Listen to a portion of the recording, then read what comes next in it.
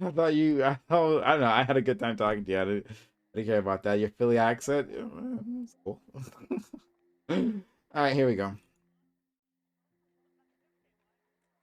All right, talking about the Freedom Convoy. Okay. Um, Convoy picks up cars and anti-Ukraine talking points ahead of Washington arrival. The American offshoot of the Freedom Convoy is staging in Hagerstown, Maryland on Friday and ramping up for its final protest somewhere in Washington, D.C. on Saturday. The American offshoot of the Freedom Convoy that brought chaos in Canada is uh, promising to stop traffic outside of Washington, D.C. on Saturday, but exact plans remain vague Friday as the group hit its last pit stop in Maryland. The convoy, which was organized on pro-Trump and anti-vaccine channels and the Telegram messaging app, has picked up hundreds of cars and several trucks since the group left the rural parking lot in Adelanto, California on February 22. According to extremism researchers following the movement, the convoy now consists of several dozen tractor-trailer trucks and hundreds of cars. The group is staging in Hagerstown, Maryland on Friday and wrapping up. Okay. It annoys me that they always like repeat the line they said in the subtitle, which is like, ugh, or whatever. It's fine, whatever. Um, Live streamers from the within the convoy have repeatedly referred to blocking the Beltway, the 64-mile highway that surrounds Washington, but specific plans have been kept secret by group leaders. One organizer, Dan Fitzgerald, who has been live streaming his journey in the convoy on YouTube on a Friday morning stream, I can tell you now that there will be select trucks going to the White House. So, fun. The convoy was initially formed to protest mask and vaccine mandates, which have largely been repealed as the Omicron variant dwindled over the past several weeks. The Centers for Disease Control and Prevention said last week that indoor mask use is no longer necessary in most of the U.S. Around a dozen Telegram groups have planned rallies have accrued tens of thousands of followers. Many of them have posted messages stating that they believe their convoy directly contributed to the mandate repeals. Okay, so they think they pressured. I think they pressured the CDC. Okay, sure. All right. Well, if it makes them feel good, then why not? Sure, buddy. You did all of it. Good job, buddy. You did it. Whatever. The group's demands are now vague and tied to what they call accountability. According to Sarah Aniano, I read this before, but like I didn't try to pronounce the name. Aniano, an extremism researcher who has spent the last month following the convoy in his Telegram chats. It could mean that could mean financial accountability. It could be physical accountability. It could be legal accountability. The inability to distinguish what exactly that means is where the concern lies, says Ananio, who recently published a report on QAnon's growth after January 6th for the International Center for the Study of Radicalization, a London-based nonprofit group. But as its COVID mission has become less clear, the group's channels have turned to Russia's invasion of Ukraine, where conspiracy-minded thinking has flourished. While some group members have admonished Russian President Vladimir Putin for the invasion, QAnon and anti-vaccine contingents within the groups have seized on a false conspiracy theory that the war is a cover for a military operation backed by the former President Donald Trump in Ukraine. This is where it gets crazy. This is where the insanity starts, right here. Okay, all right. It gets better. The conspiracy theory, which is baseless and has its roots in QAnon mythology, alleges that Trump and Putin are secretly working together to stop bioweapons from being made by Dr. Anthony Fauci in Ukraine, and that shelling in Ukraine has targeted the secret laboratories. Fauci, director of the National Institute of Allergy and Infectious Diseases, has emerged in the past year as the main target for far-right conspiracy theories. Yeah. Guys, come on. So fun. Right? These guys, QAnon has a good time. Has a good time, right? They tell themselves all kinds of stories around the campfire, right? Like, these guys, this is real life lore. This is like, it just gets crazier. So yeah, Trump and Putin working together. Stop the bioweapons by Anthony Fauci in Ukraine. It makes sense. Ananio said she's worried about the overt QAnon messaging in the group that has recently picked up steam. The convoy has added some of its most extreme QAnon adherents, a group that had congregated in Dallas because they believed that John F. Kennedy Jr., who died in 1999, was still alive, and would reveal himself on the site where his father, former President John F. Kennedy, was shot. That group joined the convoy as it drove through Texas. Sure. Also Elvis. Also Tupac. Also Biggie. Why not? Well, they'll all show up. They'll all be a part of it. It's gonna be great. At one nightly convoy stop where rally goers gave stump speeches over a loudspeaker while they eat and refuel, some participants recited, "Where we go one, we go all." The QAnon slogan. All right, sure. All right, whatever, guys. Ananio said the vague, ominous messaging is worrying, pointing out a Friday morning Telegram post that read, "We can't fail. We are not going to fail. We are going to fix this." In their fantasy, Trump comes back, the military tribunals commence over COVID tests, Ananio said. But I don't think they know what they want. They are just mad, and they want a reason to express that. Yeah.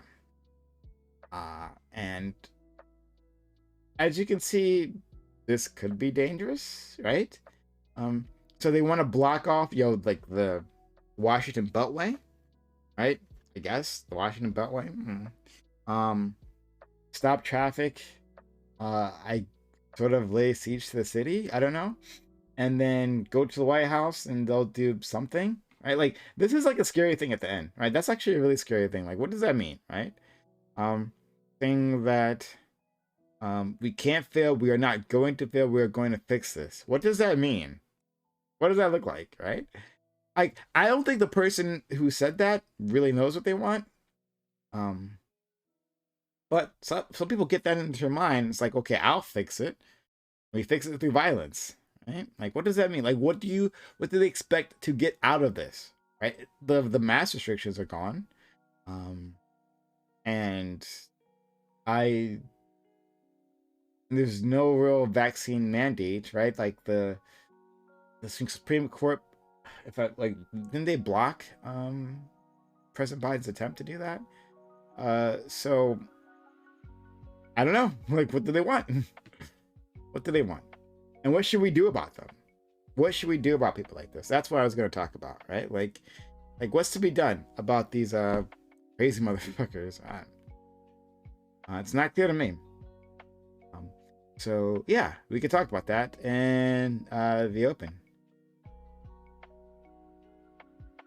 Exclamation point. Exclamation point. Open in chat. Lets you know this is an open walk on panel. Watch members like you, sitting at home may participate. Go into the Discord server and go into the robot waiting room so you'll be let in, and this link for your convenience. Love to have you. Love to have you. Yeah.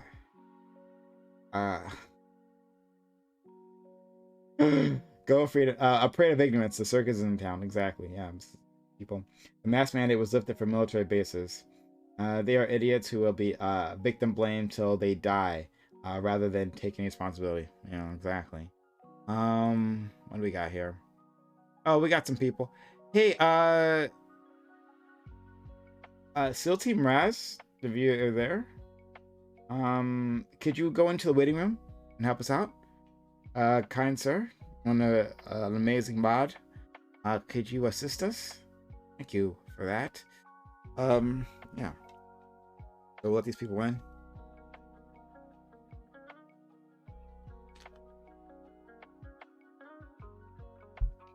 I'll wait for that.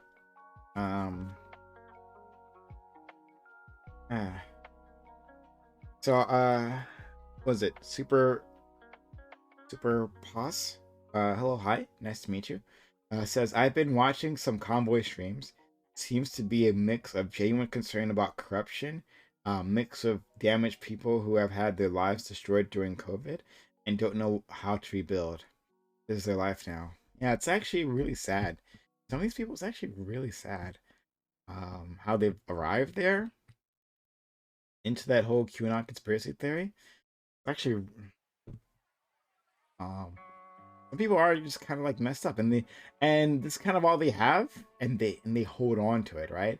The conspiracy theory must be true, no matter how many times it's proven wrong, right? Like part of the theory again is that Trump will like ride back into office, but like they kept like setting deadlines, like okay, on this date, Trump and Q, because Q is supposed to be a separate person, I believe, right? Trump and Q will reveal the plan, the world, right? And he'll get back in office, throw the usurper Biden out, take control of this country, right? Get it back to its roots. Slavery, I guess. I don't know. Like this is the thing with them. I don't think Q. It reminds me of that flat earther from the other day. Just let go of obvious bullshit. Yeah. Okay, let's jump in. Hello, hi. Hey. Hey. Thanks for being here. Cameras, everyone. If you got a camera, turn on the camera. Cameras help. Camera's hot. Right. Okay, so let's jump into the second.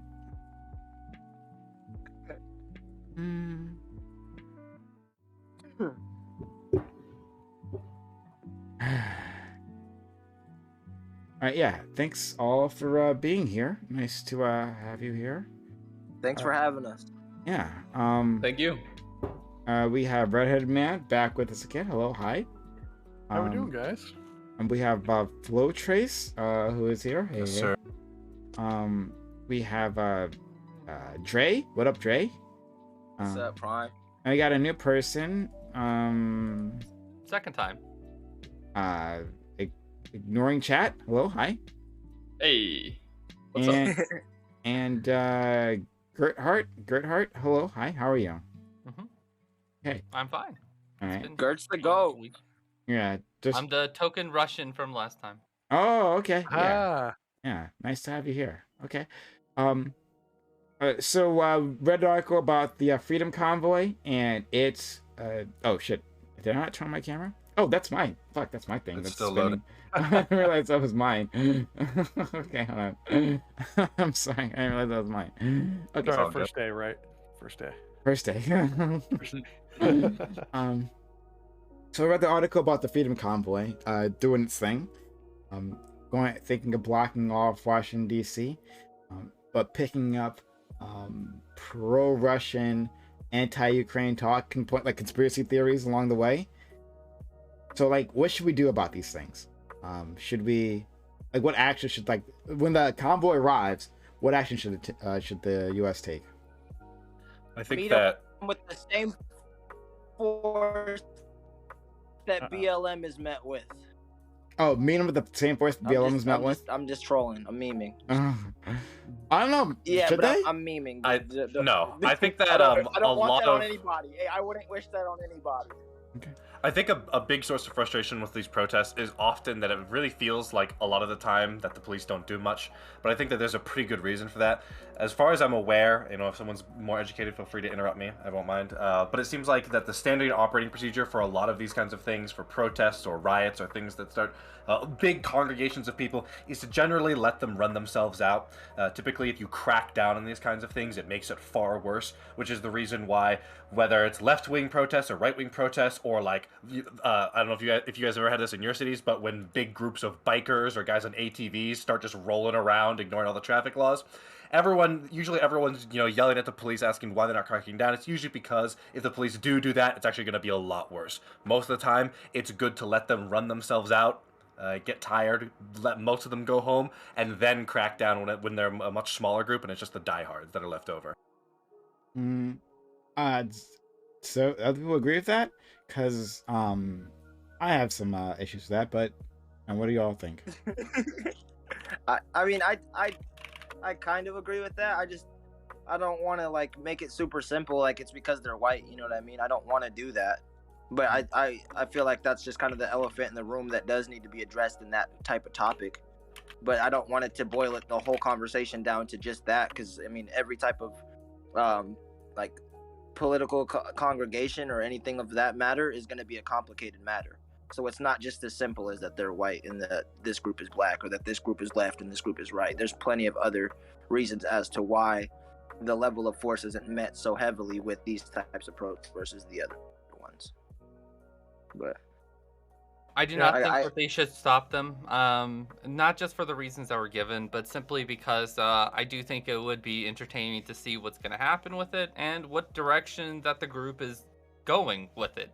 You know, like we're going to get more details, even though we're probably going to think that a lot of it's crazy and nonsense already without even, you know, knowing any additional details. It's like, what is their agenda? What are they trying to tell their group? Because there's quite a few, too many people who believe this QAnon nonsense.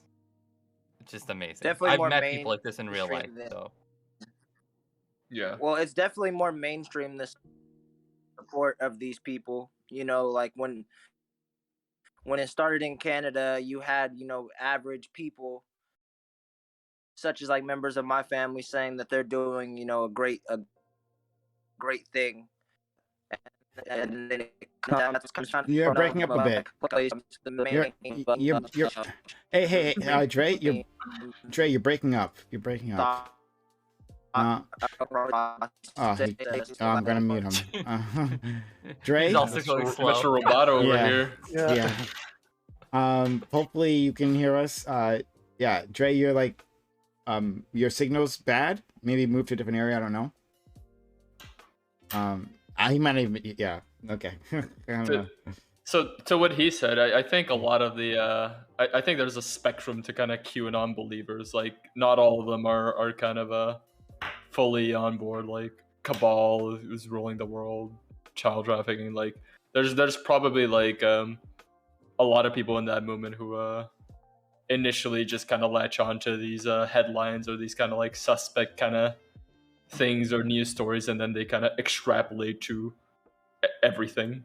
Basically. I'd go a little against you on that, only because like I do think a lot of the QAnon people are nonsensical. So even if they don't agree with everything, agree with very little of it is very silly too, because like it goes so far out there into like oblivion that it's just insane. Like it might start out like that. Yeah, I mean, I think people just kind of see the end game, like you know, child trafficking. Trump will get reelected if we listen and do this. He's gonna get back into office. Like this is the step that we need to take. This is what the prophet said is gonna happen. It's like, yeah. Well, I don't think it's as, I mean, it's definitely nonsensical, but I think that the like foundation of the argument that, you know, the government's going to control you isn't something that is not popular or not something that is agreed upon amongst that, like, you know, group of people very like in a grand scale. So yeah, but that's not only QAnon, right? So that's like conservatives as a whole. A lot of times are going to be talking in that topic. So yeah, for sure. And that's where a lot of these base, like that's where you're able to like lure, like that's the bait that reels you into that community, you know. And so that's why when these trucker protests, because people are seeing that these people are standing up against their government, it's seen as patriotic, and it's seen as you know, the reactionary response to that is something that people find very, very like they identify with very well because of their, you know, their political beliefs or just their view of history. And so that's why that's able to collect traction. So it's not as nonsensical as it seems, but it's not very practical in today's day and age, especially the way that our system is set up. It's certainly died down a bit now, like compared to you know, a couple of years ago. Like I think only like the real diehards are still QAnon people nowadays. It's really crazy to see like some narratives, even like QAnon adjacent narratives, like taking hold with Ukraine, because I just like destroyed my brain on the infrared Discord. I was just It talking to also some of the mentioned people on there. anti-vaxxers in there, which was a little bit curious to me because anti-vaxxers are also like the not just QAnon people. There's plenty of anti-vaxxers all over, right? They're just Because like I Yeah. know plenty of progressive people who are anti-COVID vaccine. So, Yeah. So The narratives that are forming now, like around Ukraine, that are like QAnon adjacent, are like there's like human trafficking, like Ukraine. There's a lot of child trafficking in Ukraine. Therefore, the West wants to take control of the country to send all the children to the cabal and the elite. I mean, It's Russia's known for it that adapts to issue, to be everything. honest, as well. So, like, it's Yeah. not child trafficking, but prostitution that are basically prostitutes that are sold into, like, basically slavery thing. That Mhm. is known for being, like, a Russian-esque Slav type of issue. So it happens in Russia, it would happen in Ukraine, probably. It would happen in those types of countries. You see that on The Wire, right? Like on The Wire, like I want to say the third season of The Wire. They have the guy that's the Greek, but really he's in charge of like human trafficking from Russia, Bolivia into the United States, and that's like the show starts off with like 13 dead, people that don't have any identification, but they were members of like a a human trafficking ring, and so that's where a lot of but that shows a lot of the like ideas around how human trafficking is tied to Russia in that region. So I wanted to push back against FlowTrace's argument. So we had the original Freedom Convoy in Canada, right? And we couldn't wait till things like burnt out, right? Like, yeah, if you're talking about guys riding around on their motorcycles, like making noise, okay, maybe there's an argument for that. I could see that. Just like let them do whatever the fuck, right? And then they'll fuck off soon enough. But like, come on, blocking traffic, which like stops material moving in and out of the city, right? Screws over commerce, right? But what if you're trying to get in there for your job, right? You gotta get into the city, to like get to your place of business, right? Or that you got supplies coming in or anything, right? For the Freedom Convoy in Canada, they stopped that bridge. There's a name for the bridge. I forgot the name of the bridge. But one of the major ones. That major bridge where so much commerce between U.S. and Canada travels. So we had to take action. Like that actually had to happen. It was causing it was like a tiny international incident that was being caused there, right? So it seems like this would, if they did what they were saying they're going to do, which remains to be seen, that they could actually pull that off, right? And if they are going to do what they say they're going to do, then that alone is a problem that deserves a response of possibly, not a military response necessarily, but like a police response.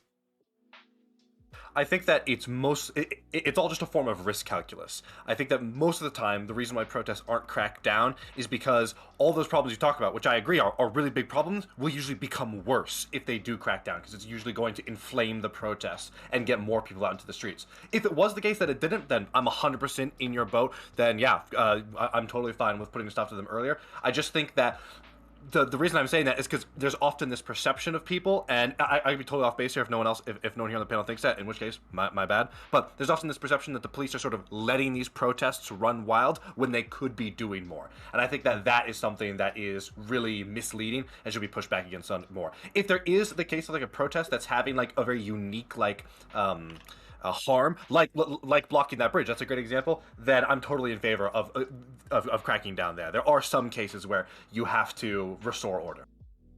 Okay, fine. Go ahead. Yeah. Oh, so yeah, I'm like, I see where FlowTrace is coming from, and I definitely see where like Prime is coming from, but with this like specific situation and like these people's like ideology and where they see things at, like I was saying, that this type of movement has like trickled into the mainstream. You see it on Fox News being like kind of celebrated. So to push back against it in a major way is going to have, like he's saying, more detrimental effects than just letting it run its course. Now, at the same time, you do need to be able to allow society to function in the way that it was prior to the protests.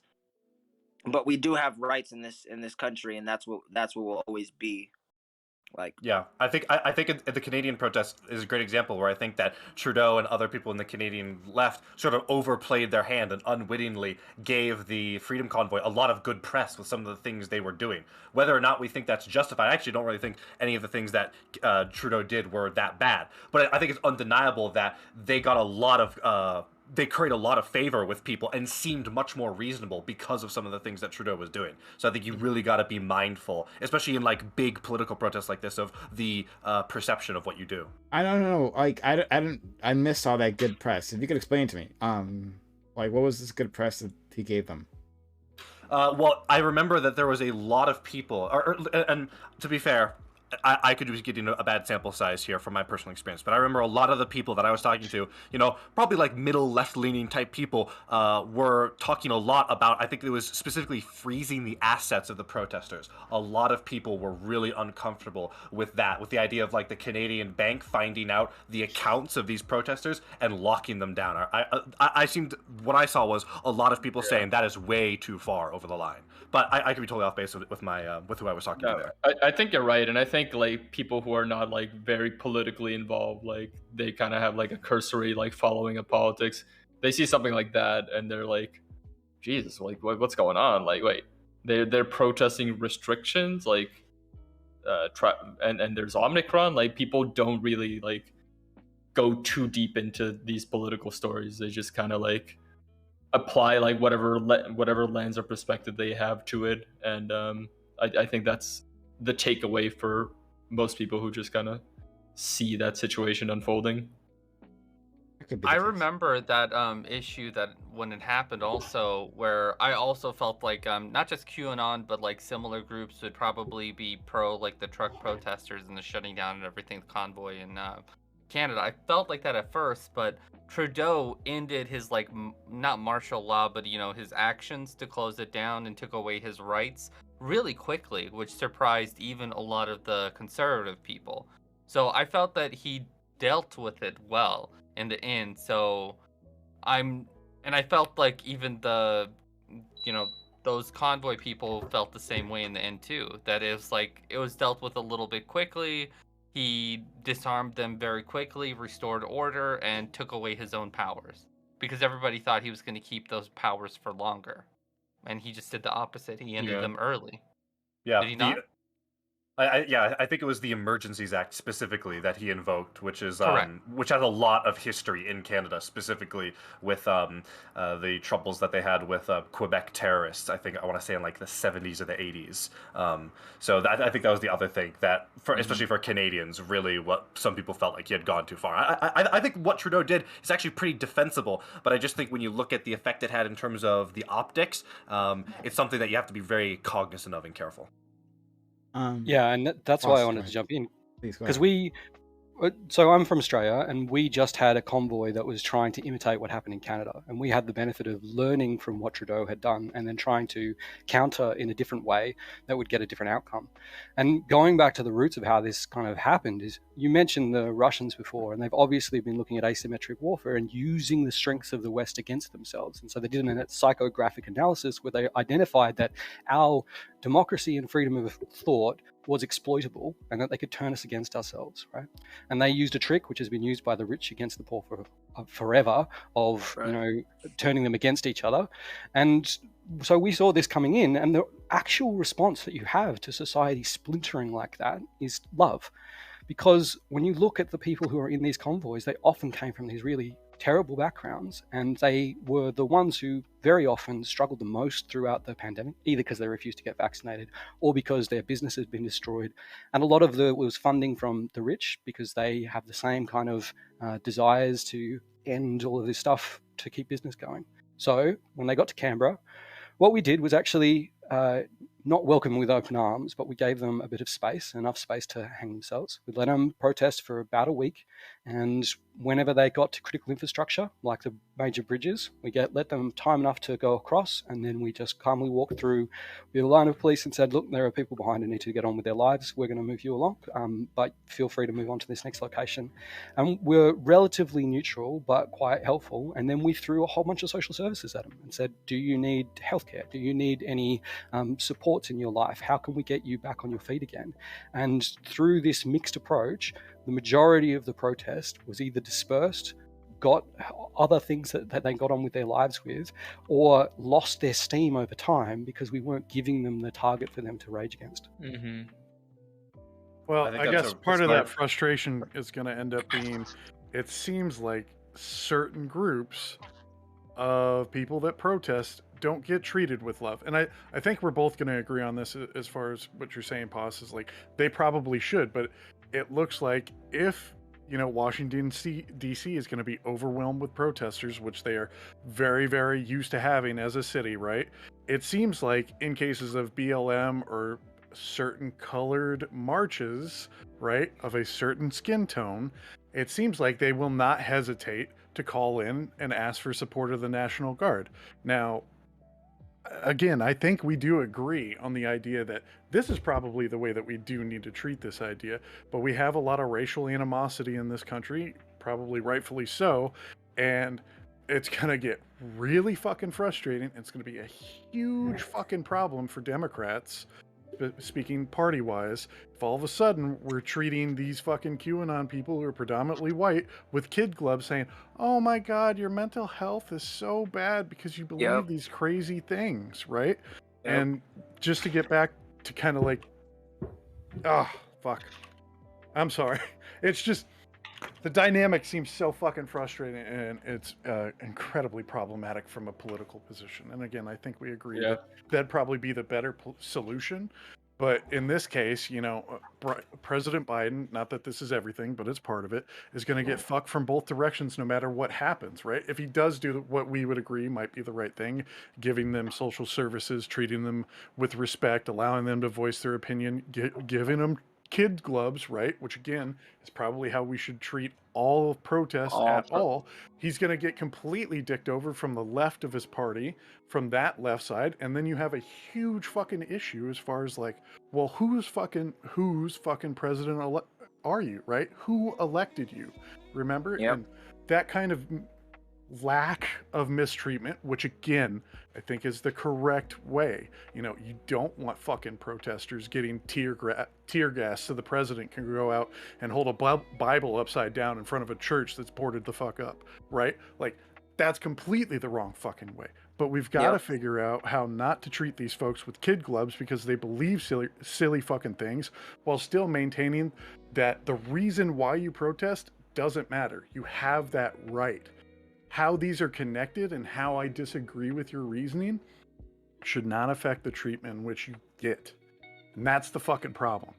I hope that Washington, D.C. as a city, as the mayor, is going to figure out a way where we can kind of cordon and section these people off where they get to fucking, even if it becomes like a Chaz situation as far as like what happened in Portland, right? Even if we have to like shove them over here and just let them die themselves out, I hope that would be the solution, as opposed to like either giving them social services and getting them the mental health care that they need, or nightsticks and tear gas. Like, I hope they can just fucking say, oh yeah, sure, go over here, like we'll block off this street for you and you can go fucking jerk each other off right there. Like, so I agree with you, and except there's the only one problem for me is that regardless of if it's progressive or conservative, whenever it happens, so let's just say like we are peaceful with them, we let them disperse on their own, we let it take care. Unfortunately, it's not sensational enough to be a big enough topic. The Conservative Party in that sense, or QAnon, would not care about that it was peaceful there, because that's the way it should have been. But when let's say the progressive side it happens, it's going to be a bigger deal on that sense to them, right? And and it's the same thing in this case. Like, the progressives aren't going to make a big deal of it. That, dude, we let you protest. You were peaceful, right? So we let you do it. Nobody's ever going to make a big topic of it whenever it's peaceful, in essence. Is one of the problems, I would say, because like it's good that we're all willing to say like freedom of speech and everything, but at the same time we're allowing them to pass on bad speech, right? Because I'm sure none of us want them to be harmed. We want them to voice their opinion because partly we want to know where do these crazy people stand, right? So it's good to know where they stand, so where you know how to defend yourself sometimes ahead of time, because like the stuff that you'll hear at these places, like I can't wait to hear it on like those late night shows where they do their interviews with like the MAGA hat and everything, pretending to be like part of the crowd and them talking about and asking these questions. It's just going to be great to finally know again, how bad is it? How pro Russia are they in that sense? And I don't like personally like the pro Russia thing, because it's the government, Russian government, because I personally don't believe that the people are pro-Russia, even in Russia. They don't have much of a choice, unfortunately. Well, they do, and they need to start taking action to start adjusting their government. They don't. They do. I don't agree. Well, no. Let me rephrase correctly. Please. They have to make initial very large sacrifices in the scale of uprising against their government. And I'm not saying that would be a easy choice to make. I'm saying that is the choice that they have to make. Otherwise, this government continues to push on. Like, I vehemently agree that the state must follow what the citizens want, and once that becomes disconnected, you no longer have a valid state, right? But then if you no longer have that valid state, if you're going to allow an oligarchy to take over your government, as individuals, as the masses of regular people, you have a responsibility, in my mind, to stop your nation from doing that. It's not that easy. It's not easy. No, it's very hard, but they need to do it, because otherwise the situation gets so out of hand. I was in the protest in Venezuela in 2014. That what happened, like, because like that failed because the government was too authoritarian to crack down on the protests, fucked everyone over. Then what resulted was like the worst kind of crisis basically in the entire region. Hyperinflation kicked in. There's a huge brain drain, everyone leaving the country, huge exodus, migratory crisis. All that shit could happen to Russia if it keeps going in this direction. Unless I don't think so. I think it's not going to happen in Russia easily. The reason why I have to phrase it like this, is the reason why it's so important, because the only other alternative is something that nobody wants, and that would be war, right? I, as a foreign country, don't want to have to invade another foreign country to liberate their citizens because their government is so fucking broken. And it looks like, as of right now, how we affect other nations on the world stage is by sanctions and isolation, and that does hurt the general populace, and that's got to force in the idea of forcing the general populace to be like, this shit is so fucked up, and you guys have screwed us over so fucking bad, and you don't care while we fucking suffer. You're fucking out of there. Because if not, we've got to I don't think it's going to work. I would hope it fucking works. Well, what's the alternative, Gert? I mean, what? No. We got to do something. You got to do something, right? No, I agree with the sentiment that, like, you stress the population out enough to try to get after the government, but the problem is in the process of stressing out an already stressed population, you almost kind of destroy their ability to do something about it. I actually don't disagree agree with that either. I think we should go the exact polar opposite to that, which is to smother them with love yet again. And the reason I say this is that, so my dad works in the UN, and he was talking to the head of the UNHCR mission to North Korea. And that guy was deployed there for 8 years. And at the end of it, we asked him, so how do we end this thing? How do we stop this war? And he said, just smother them with aid. If you sent a portion of your military budget into North Korea as human aid, you would starve the leadership of support. Because when you look at these reactionary attacking countries like Russia, like North Korea, amongst the portion of the populace who do support Putin, they support him because they feel they're under threat from the West and that this strong man is the one who's going to be able to save them. When they stop feeling threatened, when they start feeling that the West is actually living up to its ideals of democracy rather than being hypocrites, when they feel that we are sending love to them, they're much more likely to not need a strong man to defend them and to be open to our messaging. So would that work for North Korea though? I mean, because we can just like send aid into North Korea, right? Like, that becomes. Yeah, I mean, I get your point. You could get but shot for taking aid in North Korea. Yeah. Also the thing. North Korea, maybe not the best example, but I get your point. They denied aid too. In Venezuela, they denied the food aid from Western countries. Well, that was from the U.S. because that was the U.S. Yeah. You could aid can be a avenue to sneak in agents, and like start chaos in the country. So there's like a reason for them to do that. But and North Korea might feel the same on one or the other. Right. But I think what Poss does talk about is the innate brainwashing that ends up happening. Like, hey, you're suffering because of the West, right? And we see this kind of like really huge amalgamation happen specifically in North Korea. And I think your father would be right.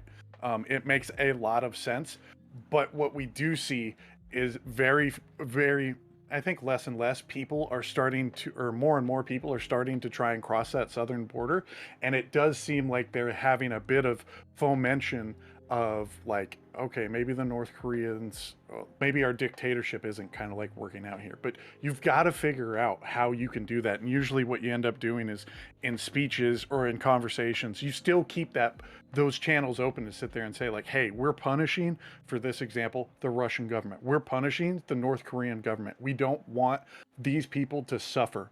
But they're not doing that, right? That's my problem with it. They keep saying against Russian sanctions. They keep saying Russian sanctions, Russian. So whenever you keep putting Russian, and that includes the people. So rather than putting it like we're putting sanctions on Putin and the oligarchs, stating it like that, like the UK recently did, because the UK recently put sanctions on the oligarchs that are even in their own country, right?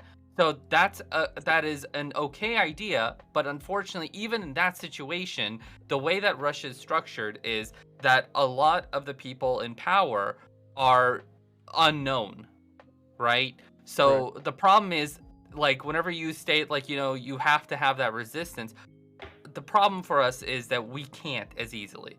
So if we speak out and you live in Russia specifically, it's horrible for you. Because you are not just putting yourself in danger, you're putting your family in danger. Right. And this isn't like a secret, right? So like a lot of the times you'll hear like these kinds of conspiracy theories that like would sound like they come out of QAnon or the Conservative Party in the US related to like Russians like being abducted and blah, blah, blah, taken to Siberia, whatever. But the difference is when you hear that, whether you're progressive or conservative, when you hear that Putin's doing that, you believe it. Almost always. You're just like, yeah, I can definitely see that he's just taking protesters off the street, either killing them, throwing them in prison, sending them to Siberia as just showing people that this is what's going to happen, disappearing them. That is something that happens in Russia and is not like pretending to be hidden. So, and it doesn't just happen to them. Sometimes they'll leave the protester alone and they'll take away their family members instead. Right.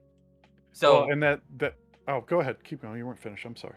I mean, I can take a pause. I'd like to hear your response. Yeah, no, and that becomes a huge fucking problem. What we do have, and I'm forgetting the gentleman's name, as far as like the opposition, the gentleman that was constantly running against Putin, Navalny, is that his name? Navalny. Is he dead now? Navalny. Is this one dead? I think was he poisoned? He was poisoned. He is alive. I'm pretty sure he is. I think he is alive, and I think Navalny. I think he's still able to speak. And those are the kind of changes that we're talking about, right? Is being aware of the people that are other viable options within a quote unquote democracy. And you try and push those people, again, from the outside as best you can. Because again, like, do you know why that's a problem before you even go there? The problem is Russia's had shit leadership for like 1,000+ years. Well, so even when you come to say like overthrow the government, because I also would of course love as a Russian for Russia to overthrow itself. Of course. But the problem is, what do we get next? Right. Well, and Right. and herein lies the next problem, right? And it's a summation of the whole. And what I have to tell you is complete fucking like fairy tale bullshit, but this is the best that I can do, is sit there and tell you is like the best government that you can elect that's no longer making you suffer like this one is going to be better. And you would hope, and again, I'm just a fucking dude in Nebraska, you would hope that the West would then help support the Russian people in their new election, right? I cannot tell you, and I cannot make you fucking go out there and protest and risk your life. But what I can tell you is, if shit continues to get worse, it does seem like that we have no other choice but war. And I swear to fucking God, that is not a viable fucking option.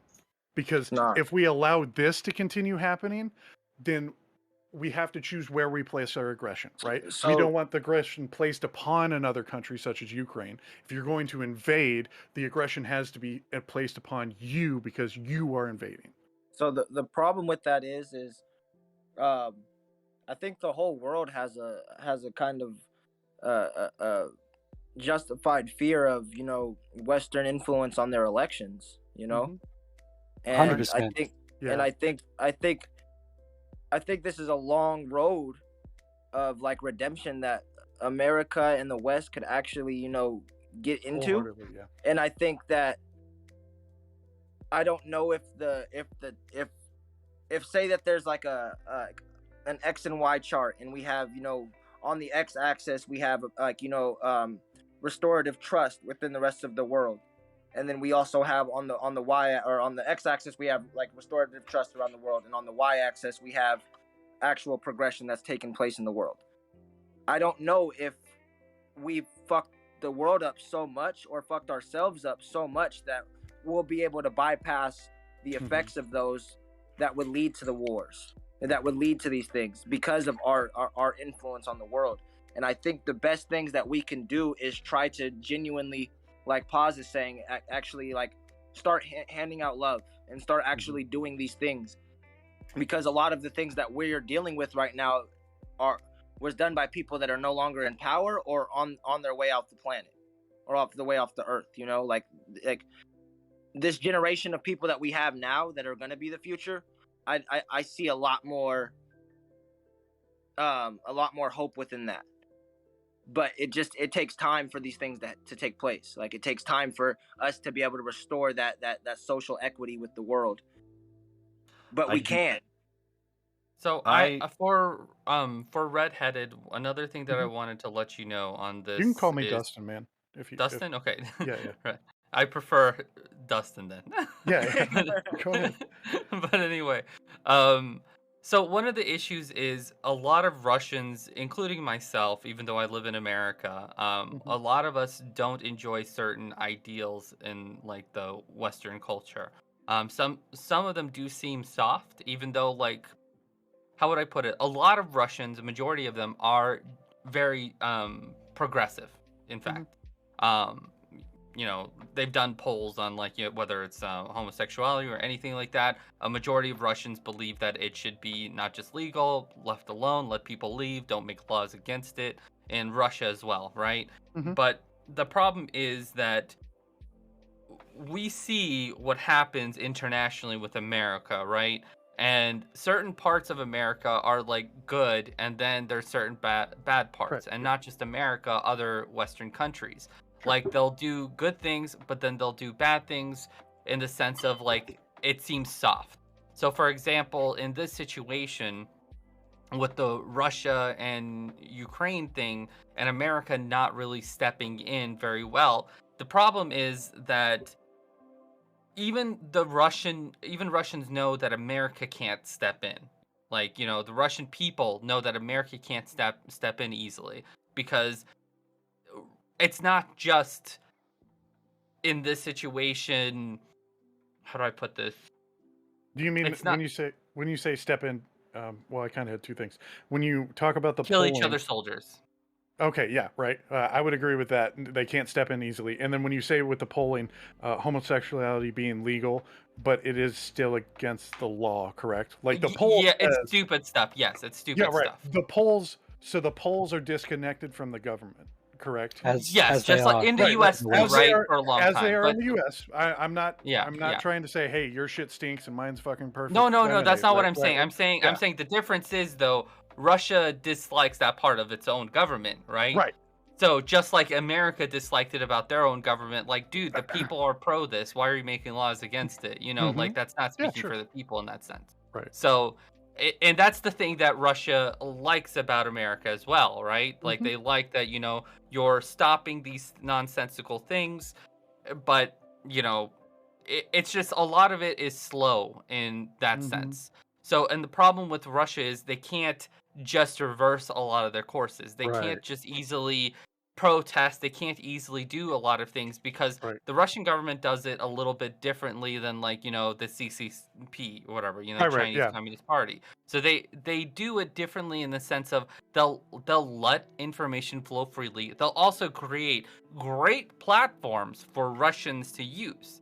So, like Russian Facebook, most Russians prefer Russian Facebook over American Facebook, even though they do have access to American Facebook. So a lot of the times when I speak to other Russians, they'll even be like, "Hey, add me on Russian Facebook," you know, and it's like I don't use that, and it's just that the platform itself is made better for Slavic people. It uses, you know, the Russian language better, that type of thing, and it's. The way that they battle their information is they create good places for people to utilize their sources. Unlike like China, where they have like crappier version of YouTube, crappier version of their Facebook, like worse versions of the same thing. So, but it works in there to manipulate the population. In Russia, it works because they have these good platforms. They feel like they can speak out on them, but instead Russia monitors them, right? Right. So Russia can monitor them. Russia has its own internal capabilities of internet now, which they've recently tested. So my concern is always that Russians can't stand up. It's because we just don't know enough of the people in power, because it's basically set up in the sense of every one person is set to rule 10, which is not a huge difference, right? So the difference in a lot of these types of situations, like in even North Korea, it's not one person set to rule 10. It's one person set to rule hundreds, if not thousands, right? So Russia has created a good administration of controlling its populace that makes it very difficult, because some of these 1 out of 10 you might not hate, you might like. Yeah, of course, right. There's Go ahead. So even ruling in love is unfortunately very difficult, because that's why Russia can't change governments easily. So even by putting sanctions on the people. Boss, please. Can I suggest that might be a reflection of the West? So when we go out into the world, people rightly call us hypocrites because we haven't resolved our traumas from being colonizers and still being a global hegemony that has done horrible things in people's elections, as was raised before. And in Russia, the situation that we see of oligarchs in control is actually very similar to the situations we see in our own Western countries. And that's a direct result because we made them. When the USSR fell, we went in and looted them. And we gave money to the KGB and to the mafia to be able to get money out. And Putin was there running those ports. He is our creation. This whole structure that we see within Russia is our creation. I don't agree with that. To some, nothing's completely controlled, but to some degree, our inability to resolve these issues makes it so much harder for us to resolve for other people. We're asking Russians to stand up and go against oligarchs when we can't do the same thing, when we haven't resolved this ourselves. Yeah. Your issue's softer, though. I personally prefer the American issue to it than the Russian issue to it. I think I would agree with that. I think, let Posh finish, because I think he's speaking more to kind of like the heart of the matter rather than the immediate effect, right? Please. Yeah. So this issue manifests in so much international relations. It's not actually unique to Russia. We installed governments right around the world that were in our image, and they have been quite oppressive to their people. And so when we come in and say, you need to be more democratic, you need to be less oppressive, that rings kind of hollow. And Russia, quite rightly, Putin stands up and goes, you're a fucking hypocrite. Don't listen to these guys. Mm-hmm. So our ability to do good and spread love is undermined by our own internal unresolved issues. It's very similar to falling in love with someone yourself and not having the ability to love yourself yet. So I kind of think that in addition to us giving love, we probably need to do some actions to resolve our own shit to have the credibility that we are lovable. Because in a lot of these countries, they go, in principle, democracy sounds good. In principle, open society sounds good. But if it's like yours, then I don't fucking want it. Yeah, and so I super disagree. I think that we need to be able to distinguish between levels of badness. There's no doubt that America has done lots of bad things. There's no doubt that America still today does bad things. But there's just no comparison if you look at countries like China or Russia to modern day America or other Western nations. If it was the case that smothering these countries in love would genuinely help undermine these authoritarian regimes and help bring about a better quality of life for those people, I'd 100% be on board. But I think it is very misguided to think that that's the case. For a long time, people assumed that more economic prosperity brought about by free market reforms in places like China and Russia would bring about political reform to these countries. And we have been waiting decades and decades for these to manifest, and they still have not come. I think the reality is, and this is I think an uncomfortable reality to confront. I think the reality is that many of these countries do not rely on some sort of apparatus of hatred in order to be opposed to the West. There are genuine, deep-seated disagreements over very core issues and interests that we're not going to be able to smother if we can come to some sort of economic harmony with them. And I think that pretending otherwise is misguided. The forms of economic changes that you represent and you talk about in those countries have largely been Western corporations coming in and exacerbating their inequalities. In China, when we had that meeting and they opened up to the West, they met with the top 500 corporations who went in and established these systems of inequality there. Same thing happened in Russia. Same thing happened in South America. Same thing happened in Africa. Same thing happened in Asia. Like, our form of trying to, help these people has been a really abusive kind of relationship, which doesn't engender them to wanting to go down the democracy line. Because when we've been given the opportunity, we don't go in and spend loads of money on establishing strong sets of anti-corruption, strong democratic institutions, strong news organizations, strong education systems, because we don't have it ourselves yet.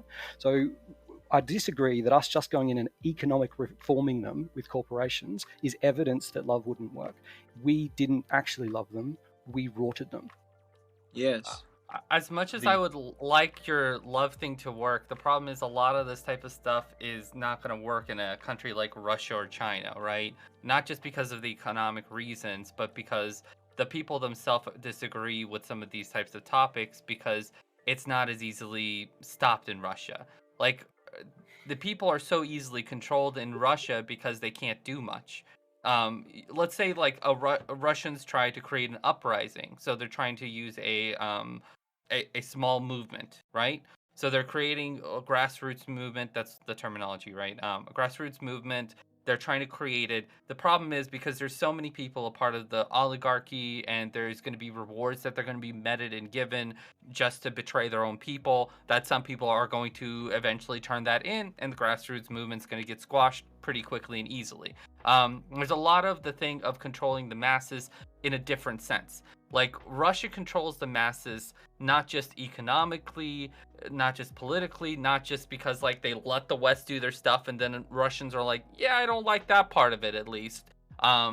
It's they inside manipulate their population so easily and without much effort anymore.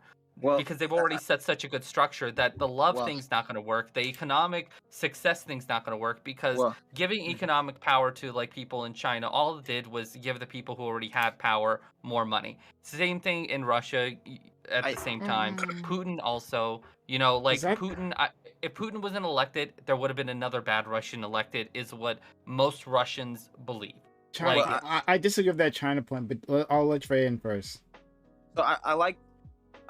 I like to think that where pause is coming from is, I think domestically we approach that problem first, you know, and I think that would help kind of almost like destroy that foundation of propagandization that takes place in these regions, right? I think if we address the inequality that takes place on our soil, and domestically we approach these topics from a genuine standpoint, then I think that type of grassroots movement would radiate globally, because it's you can't expect somebody to adopt your philosophies if your philosophies are corrupt and flawed. Now, there like Trace was saying, there are levels of bad, right? And I think on the developed world, or on the first world kind of scale, we're on the lower end domestically.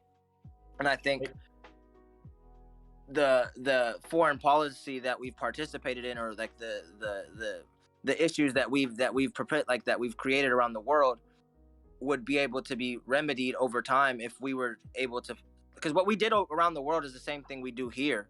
Like we were saying, like we create free market and we allow them into our globalist economy. But we have this, like we already have like we have instituted problems here that aren't being addressed. And if those problems are addressed domestically, then all of that dislike for the West is gonna solely evaporate, because they'll be like, damn, the average person is living way, way better in the West than I am. Yeah. The only difference is when you compare it is the average person in the West is living better because the West is more of a financial financial giant. But like ratio wise, we're living the same exact lives. They don't have the say in the government that we do. They don't have the say in corporations. They don't have they just have more money going around, so that they get more. And so it's not just more money, it's economic freedom as well, to kind of do with that money what you want. Your life is better on average than the average Russian.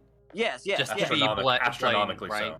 Yeah. So my life is amazing in America compared to the average Russian who gets to live in Russia. I don't have to have an amazing job to own more than one house here. I can make minimum wage and buy a house on minimum wage here. You can't do that in Russia. And minimum wage fund. Where are you at in buying a house at minimum wage in America? Yeah, Arizona. But to be honest, like there's plenty of places that were in the South, and a lot of places where if you're good with money, you can afford to buy a house easily.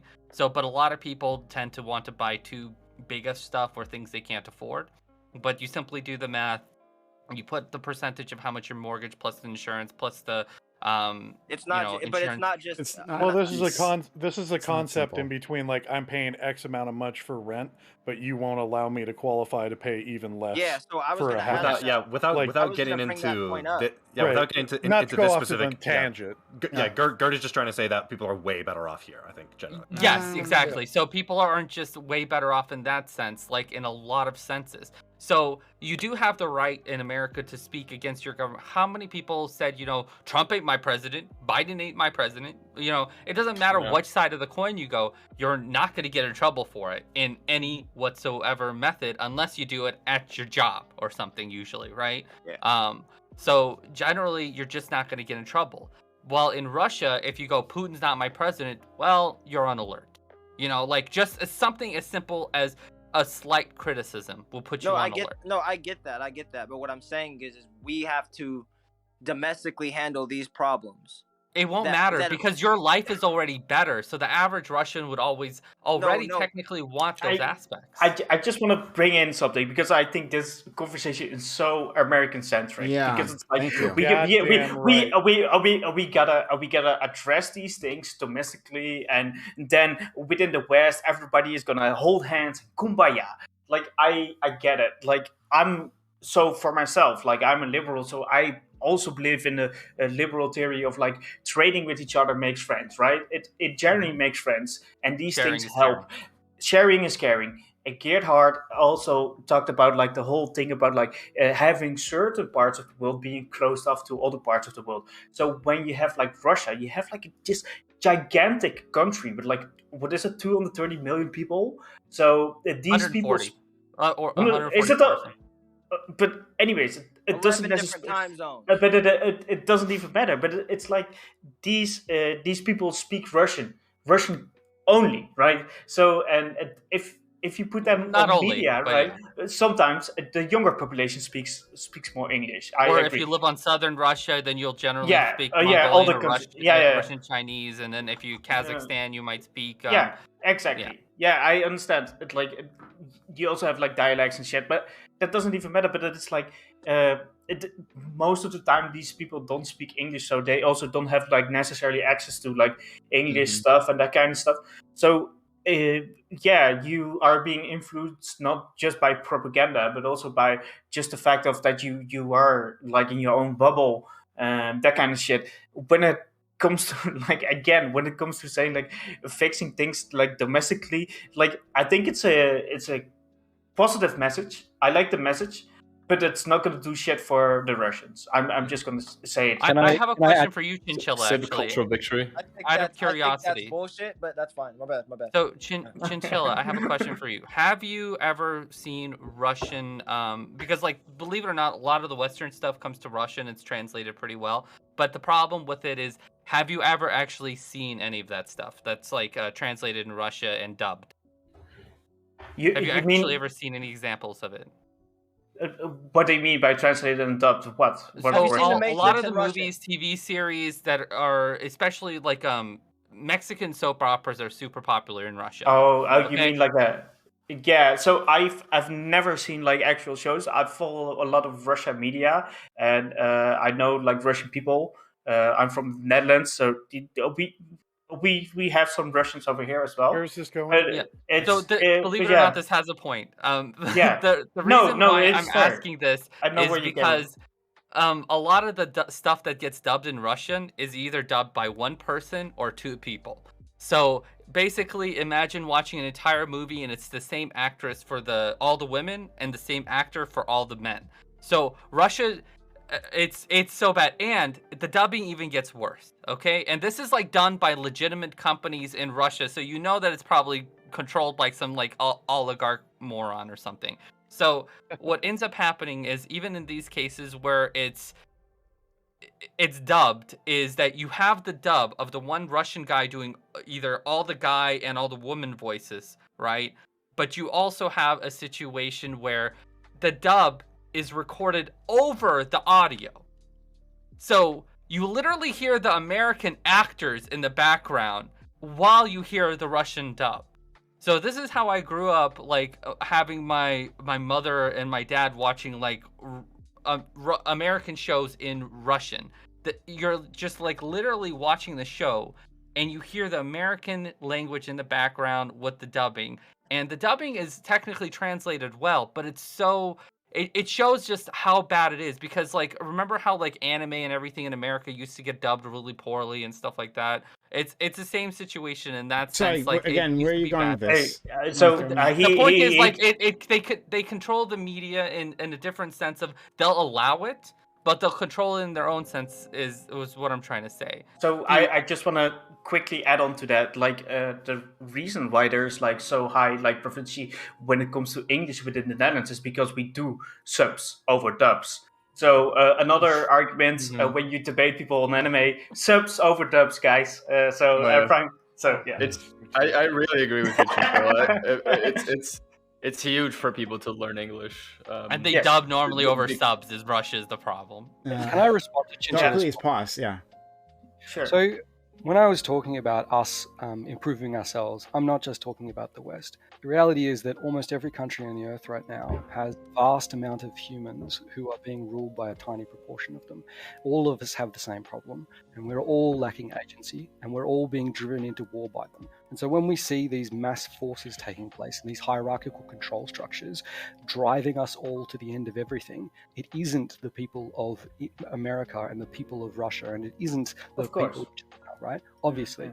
Yeah. So I'm saying globally, as humans, we need to resolve the issue we have with hierarchical control structures that are dominating us and driving us into wars. And that means love between us, and not just domestically within a country, but reaching points of equality and interconnectedness and building strength in institutions across those global boundaries. And so when we talk about us exporting our culture, that has to be a two-way street, or it's not going to work, right? If the West just again thinks that we can dominate and colonize the rest of the world with our ideals, that's bullshit, because these ideals didn't come from England, right? They largely came from indigenous communities who've been governing themselves with self-governing preferences and love. So this has to be cross-borderal for it to work. It's just that cross-borderal includes domestic.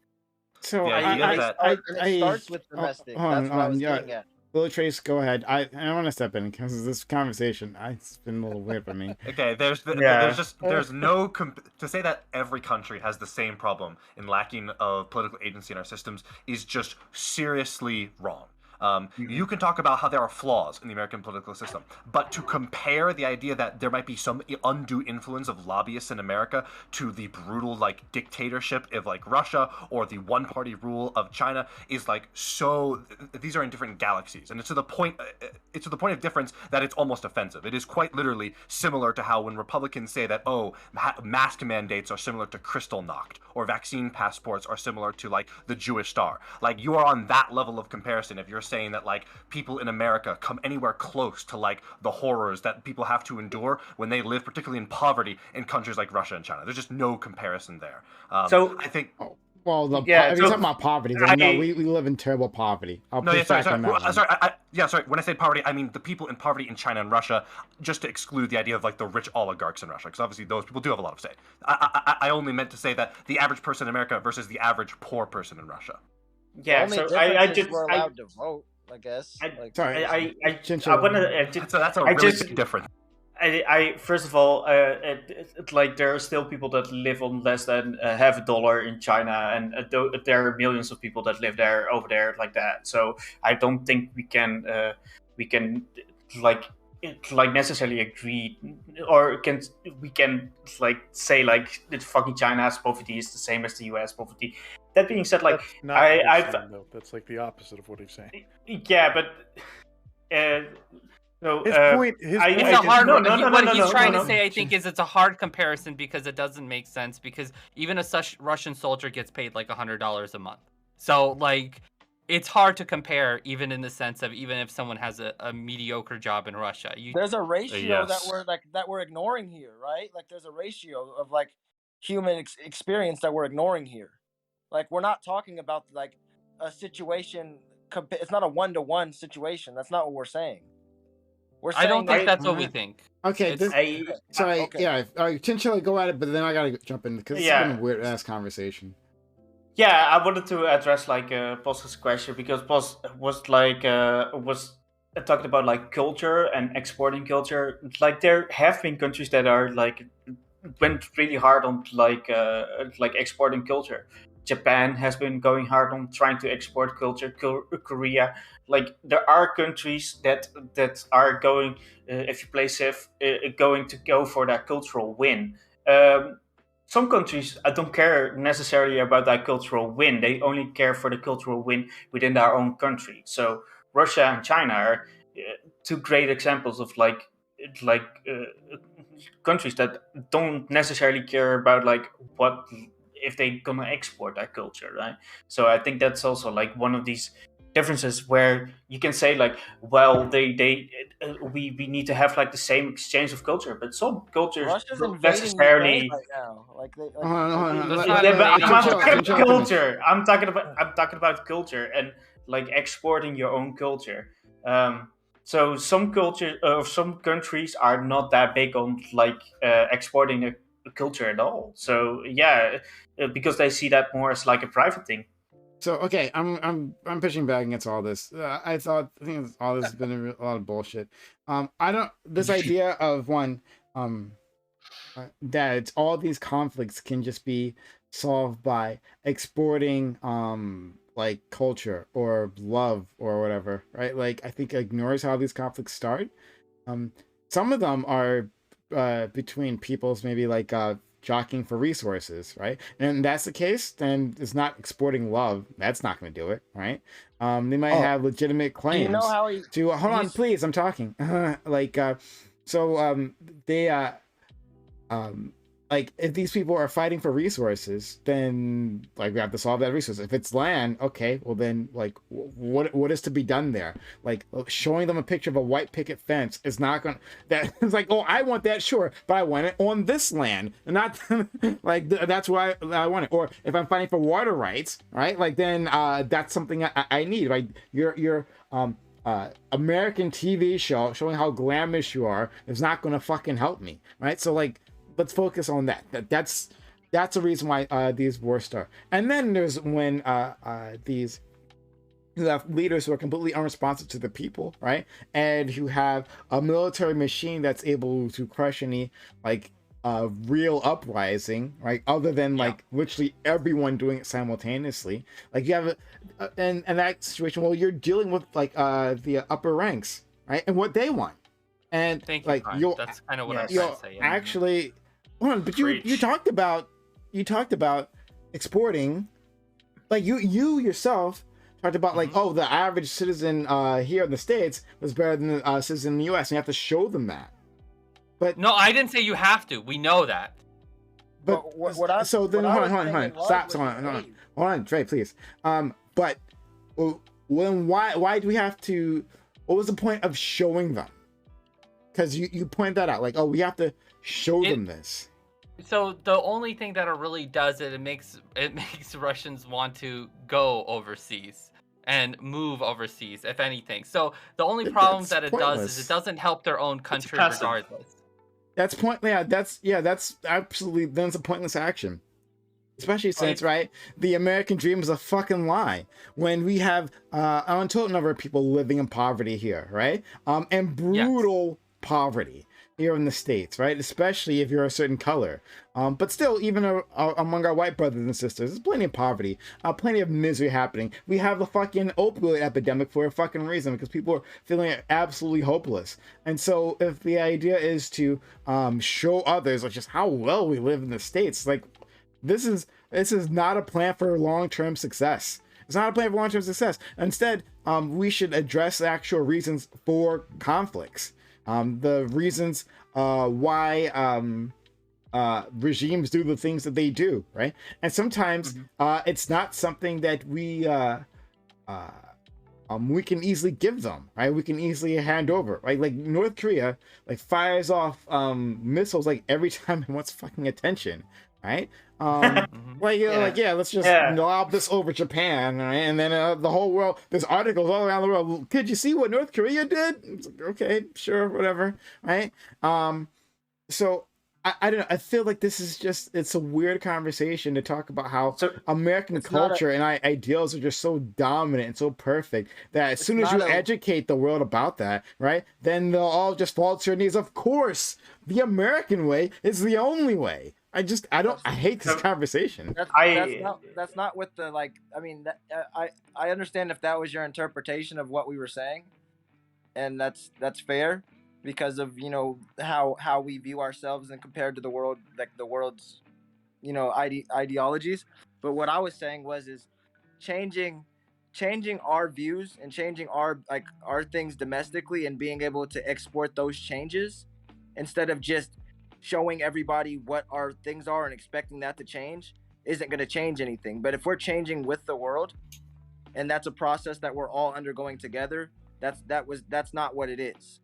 And if you're talking about if we address the conflicts of war, whether that's going to be or like the reasons for conflict, such as fighting over resources or fighting over land, the land situation is a little bit more precarious because of just how geopolitics work out. But resources is something that could be solved by everybody coming together and the general populace of these nations being able to have a say in their government and a say in their democratic process. Is that actually true? The U.S. military has like done projections as to like how climate change will affect the world in the future, right? And one of the biggest ways, right, and it's extremely dangerous, are water rights, fighting for water. Well, if there is a limited number of a limited amount of fresh water, and we see this happening right now. We see in fucking California right now, right? They're fighting over water rights, and less water or less a snow melt happening, right? To supply the population. That's happening here, right? But in other countries, yeah, there's going to be a fight. Like Syria happened, right? One of the reasons why Syria happened the way it did was because of the drought that happened, right? Forcing people who were in the country, the hinterlands, right, into the city. It's not about coming together that necessarily solves the problem when there's limited resources. I just want to say water to those places, like you're helping my export argument, water.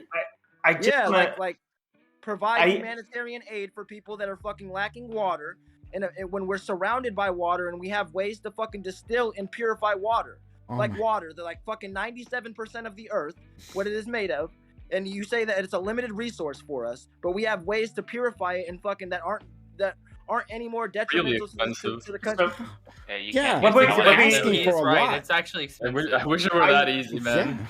I just want to say something because I understand like both like Paul's and like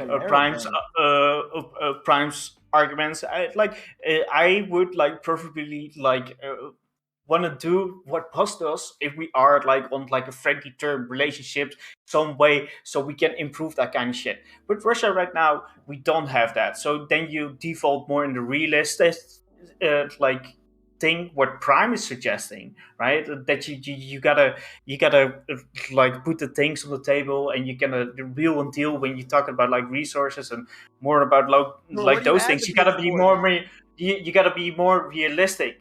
I'm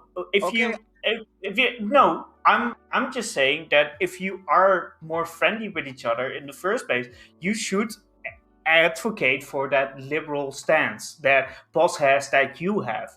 But if you cannot accomplish that, then you default in that realistic stance that like Prime has, which is like totally sense, because you cannot make friends with everybody. You cannot do the kumbaya with everybody. That's just what happens.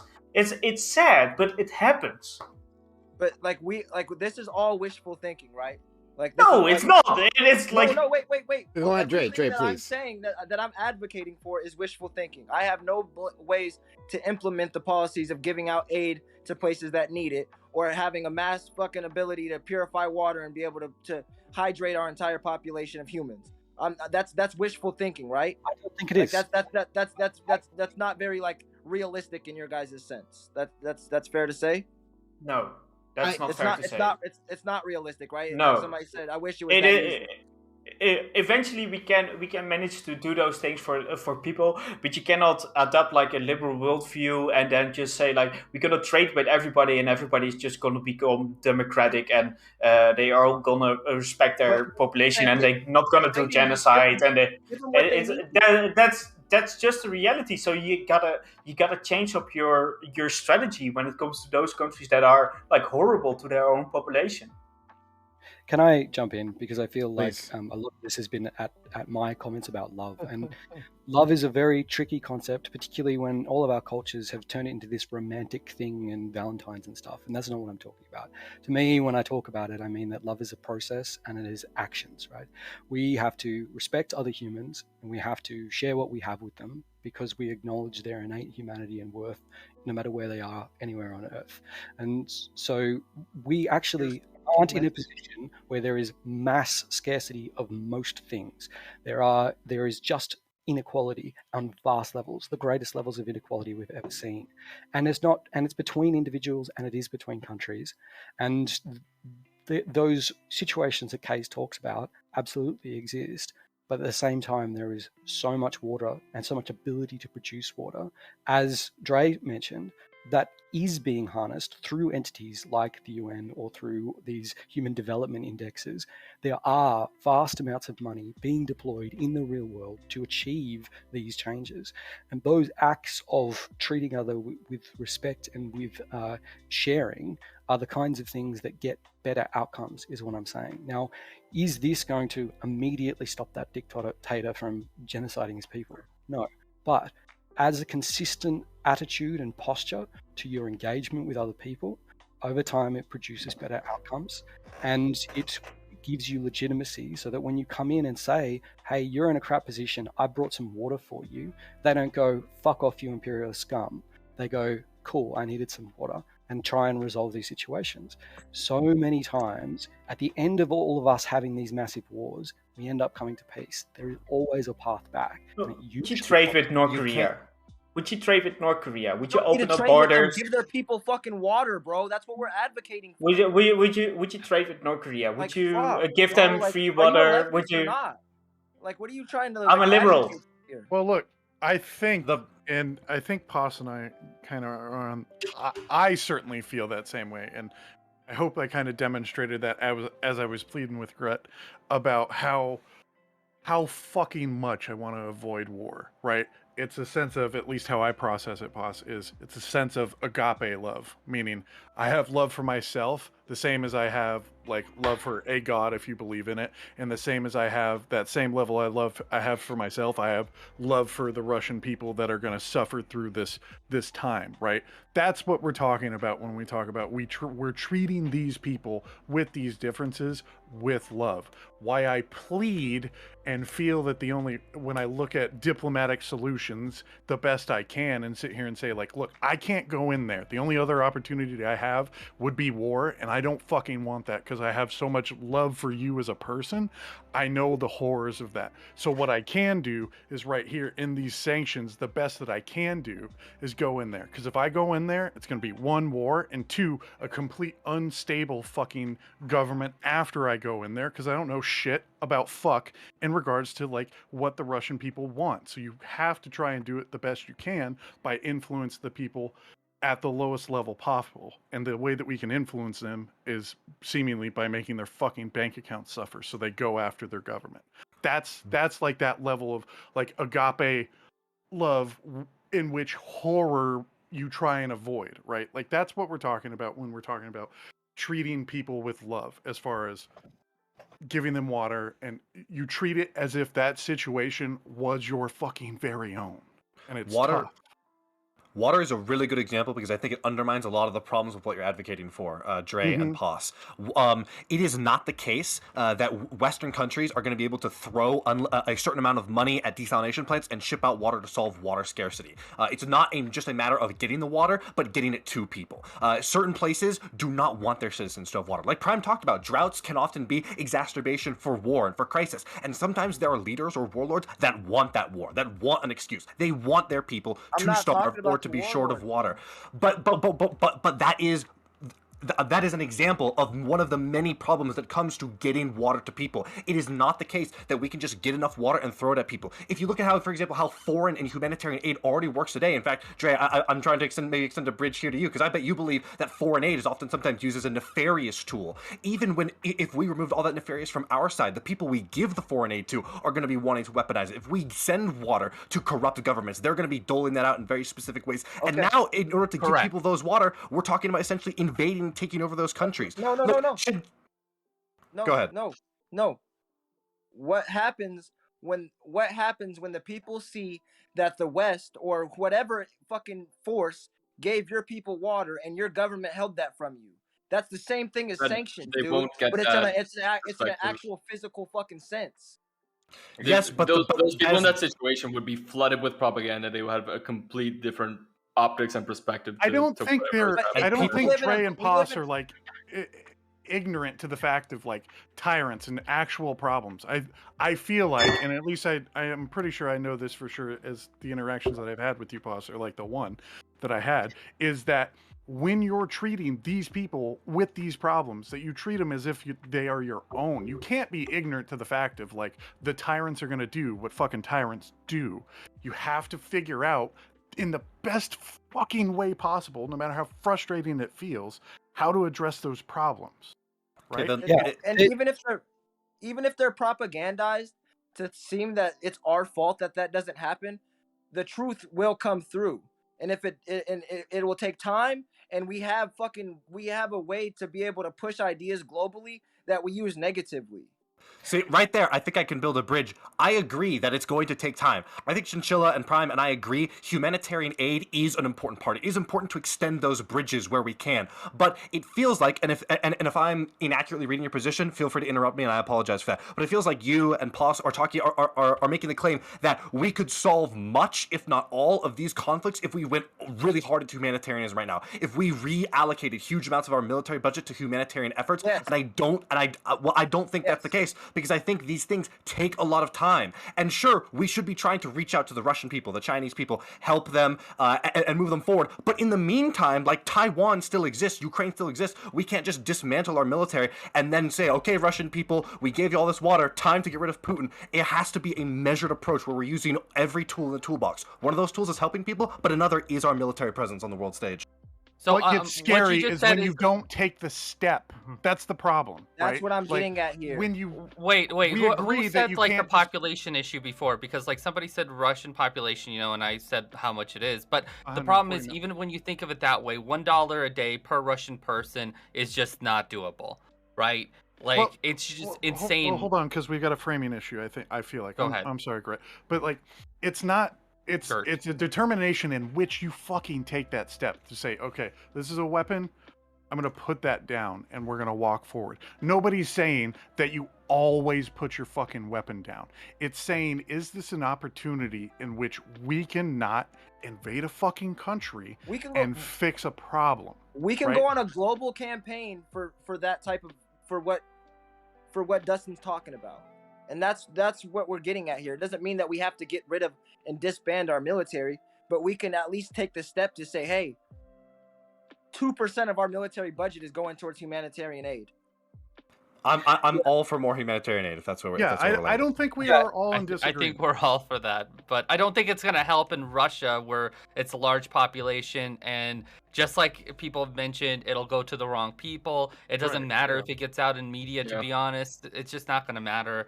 It's just the simple thing is, believe it or not, the West has done already, even with all your problems that you guys state that you have already done a good job in the sense of showing that life can be better, right? The problem is that time is literally one of the answers here. It really is. It's just the more and the worse it keeps getting for Russians, the more they're going to take action without the sanctions. To be honest, like it's just that Russia is already in a position where Russians have been fed up for a long time. There is becoming unrest. People just don't make enough and they struggle already.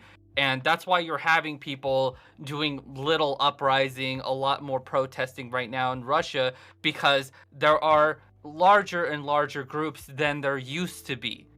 So the only problem with it is, like, the groups are just still not big enough. Russia can't arrest enough of its people, right? It's just the truth. They can't.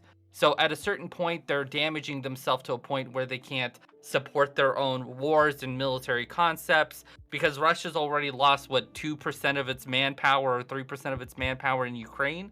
Like, that's a bad loss already. They can't sustain that type of war.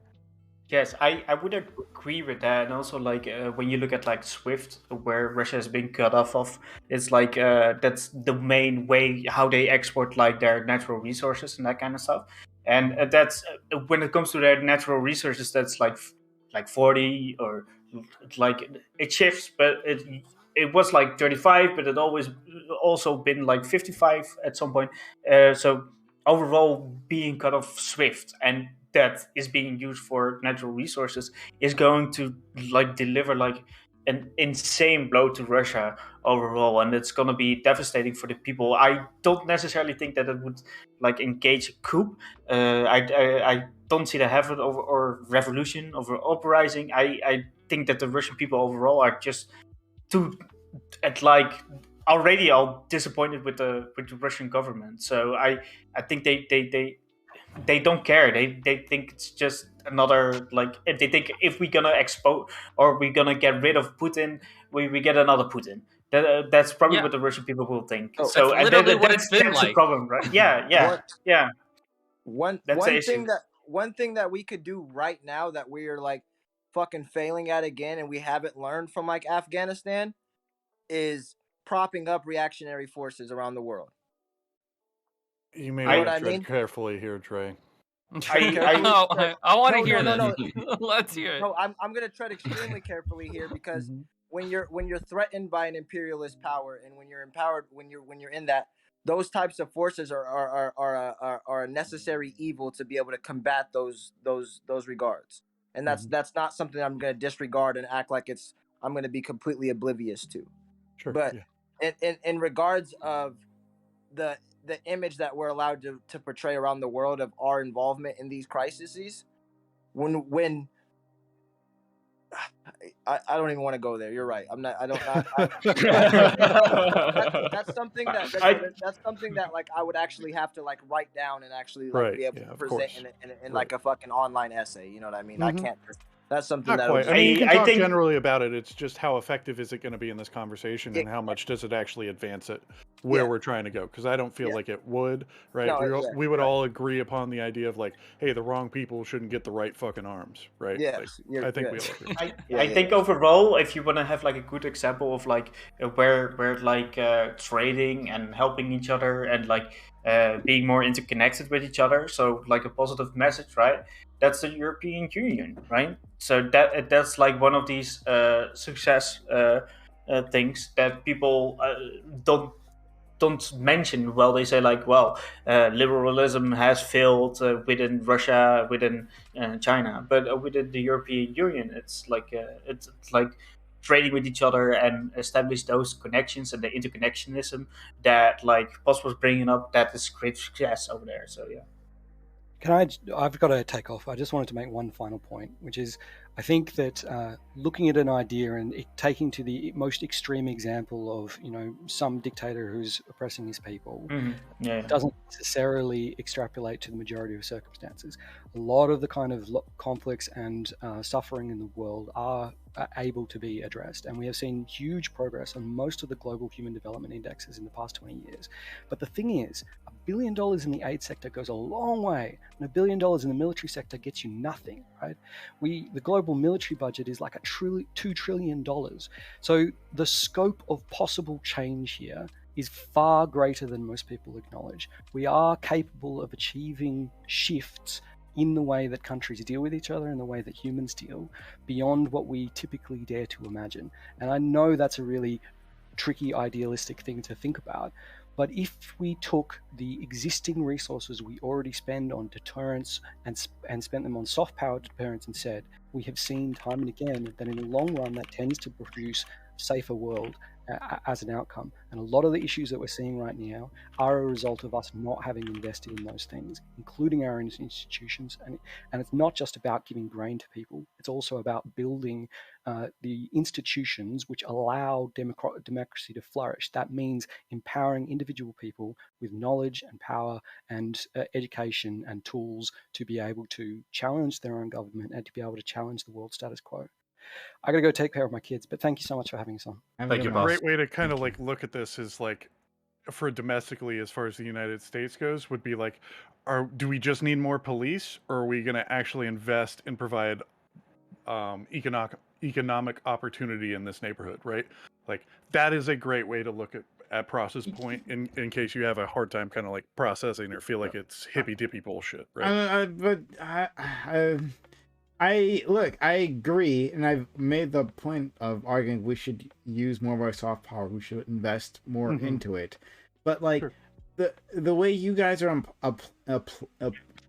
applying this is just feels so simplistic, and like not understanding like it's sometimes like building a school in an area isn't going to solve the problems, right?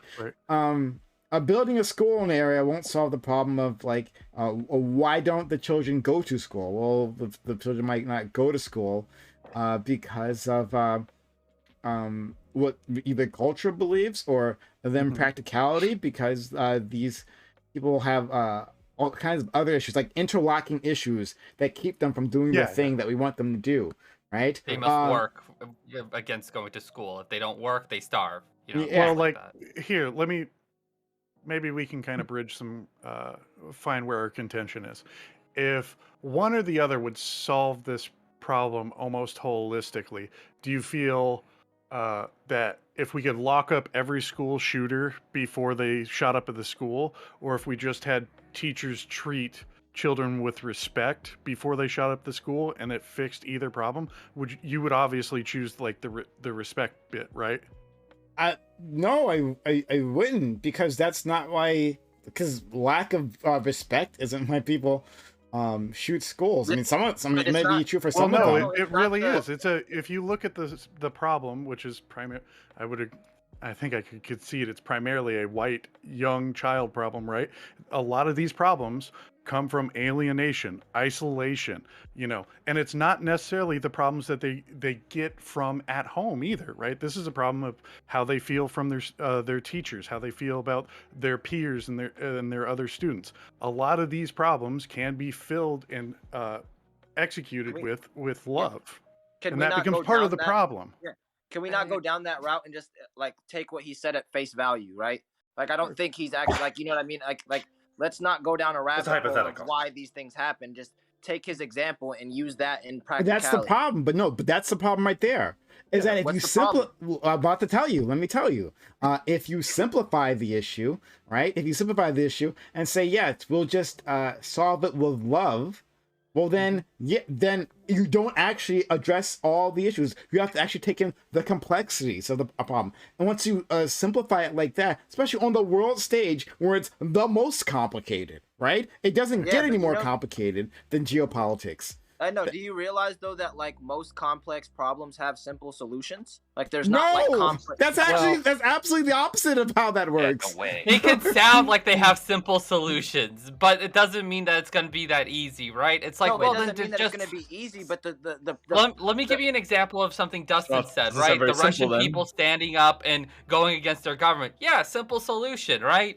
It's not that easy for the Russians. I am not saying that. I know, but it sounds no. My point is, it sounds simple, right? It sounds simple. Just rise up, like stand up against them. Like, what's your problem? Yeah, but obviously it's not, though. Even you know that, even though you said something similar, but I know that's not exactly what you meant. Right. I'm not trying to take it like that. I'm just trying to say, in that sense, for Dre, like the humanitarian stuff, it's the same thing. Like, $1 billion or something, or whatever amount of money, that's going to help smaller nations with smaller populations, but it's not going to, you throw that at Russia, that's not going to do much, for humanitarian stuff.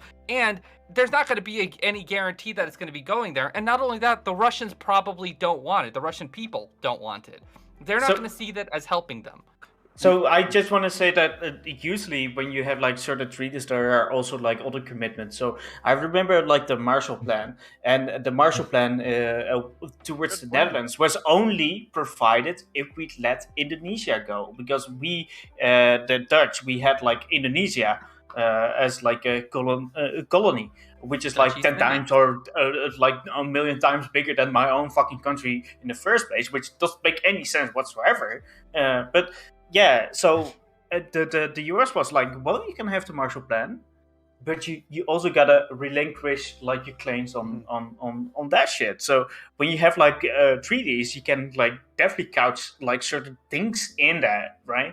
So and then what like Gerhard said, this is the major issue with like Russia. Russia is like a bad faith actor when it comes to treaties and all these things, and it's like, how do you deal with that? So, and that's where Prime comes in, and he says like, these things are not that easy. We cannot just trade with them.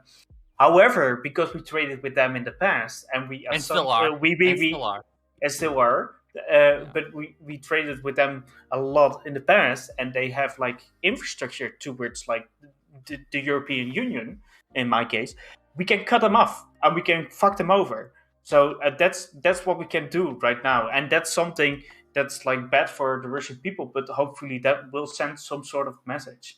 So yeah, and then you come back to the interconnection with like Red. But you can target and hurt these oligarchs in a way. But it hurts the people by targeting them. That's the problem. The people will be more hurt. Let's be real. Because the oligarchs, they set it up in the sense of those oligarchs own the businesses. By taking the money away from the oligarchs, you're now closing down the businesses or making those Russians work for free.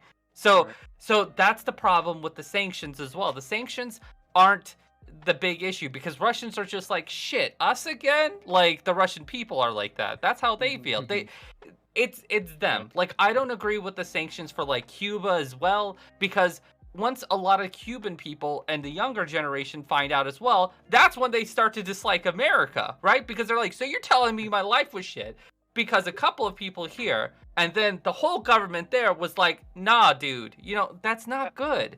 Like the oligarchs, you punish them because the UK is punishing the oligarchs, right? And the oligarchs then they're asking, so what do you have to say? Like, what's your opinion on Putin's stance on Ukraine? And they're like, I'm not commenting on that. Are you kidding me?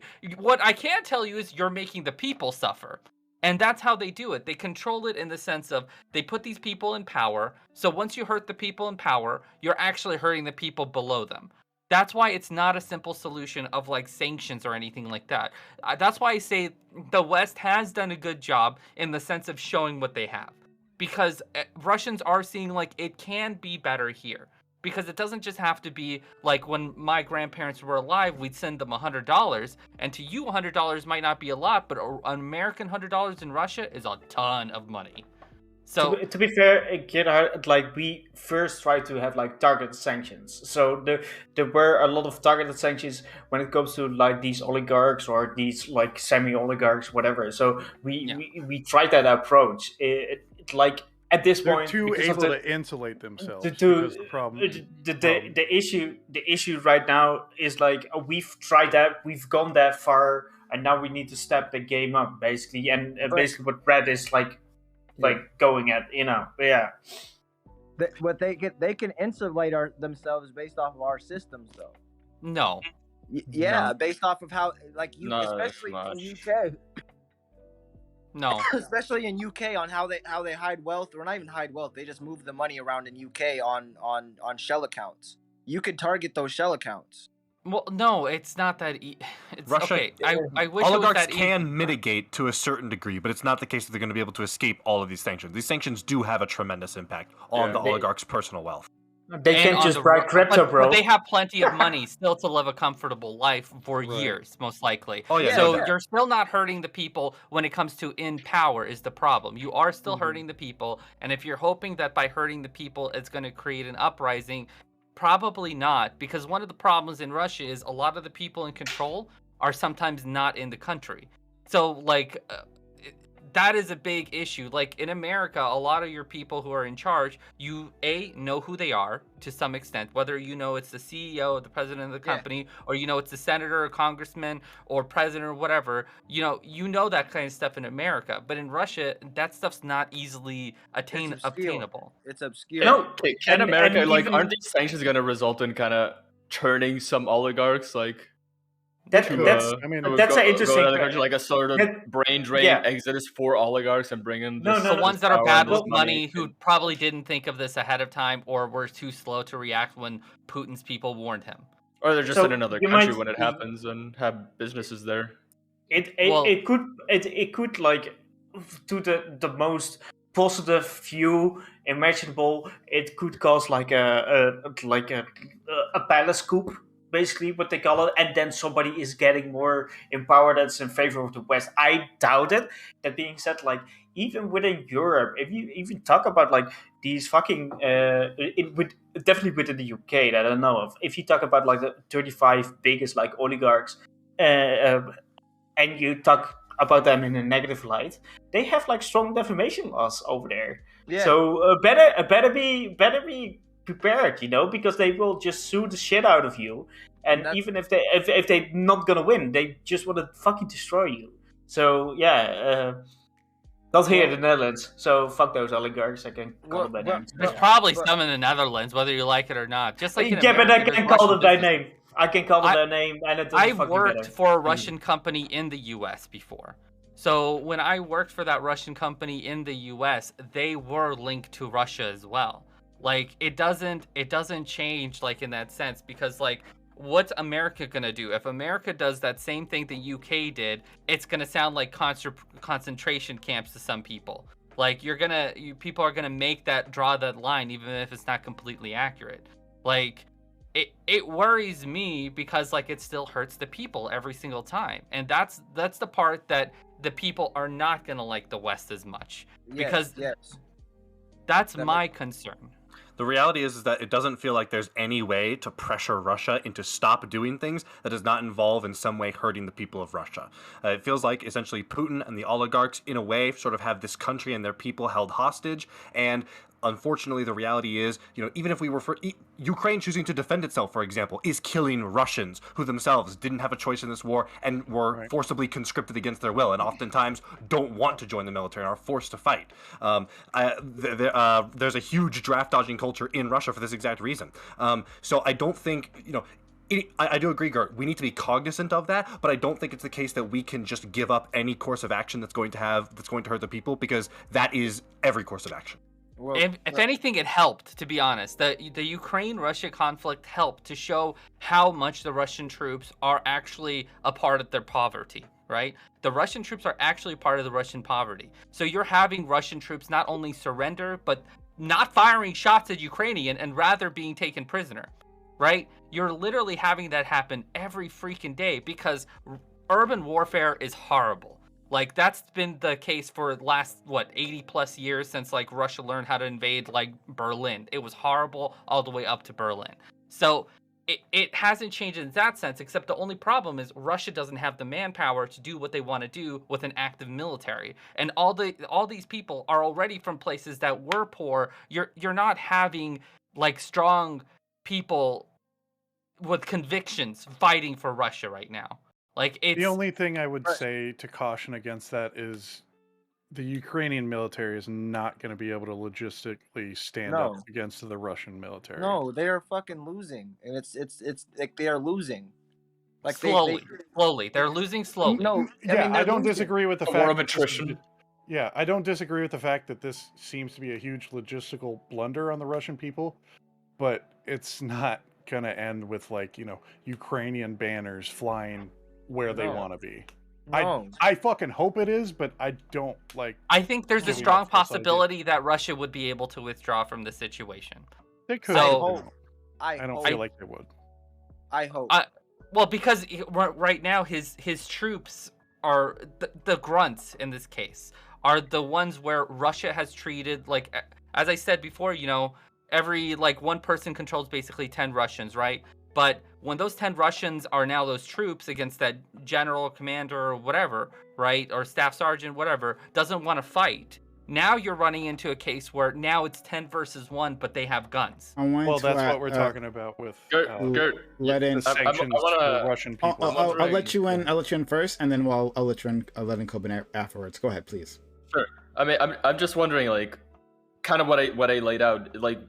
You think a kind of Operation Paperclip kind of thing with Russian oligarchs, bringing them to the U.S. Do you think that could work to pressure the government changing a little? They're probably better off staying there and doing the influence that they have now. But what if they get full citizenship, full everything? Well, the cancellation of the Nord Stream pipeline seemed to be a huge kind of hit for them. It seems like you don't want to have, kind of like you were talking about, brain drain. It doesn't seem like that's something you want to have.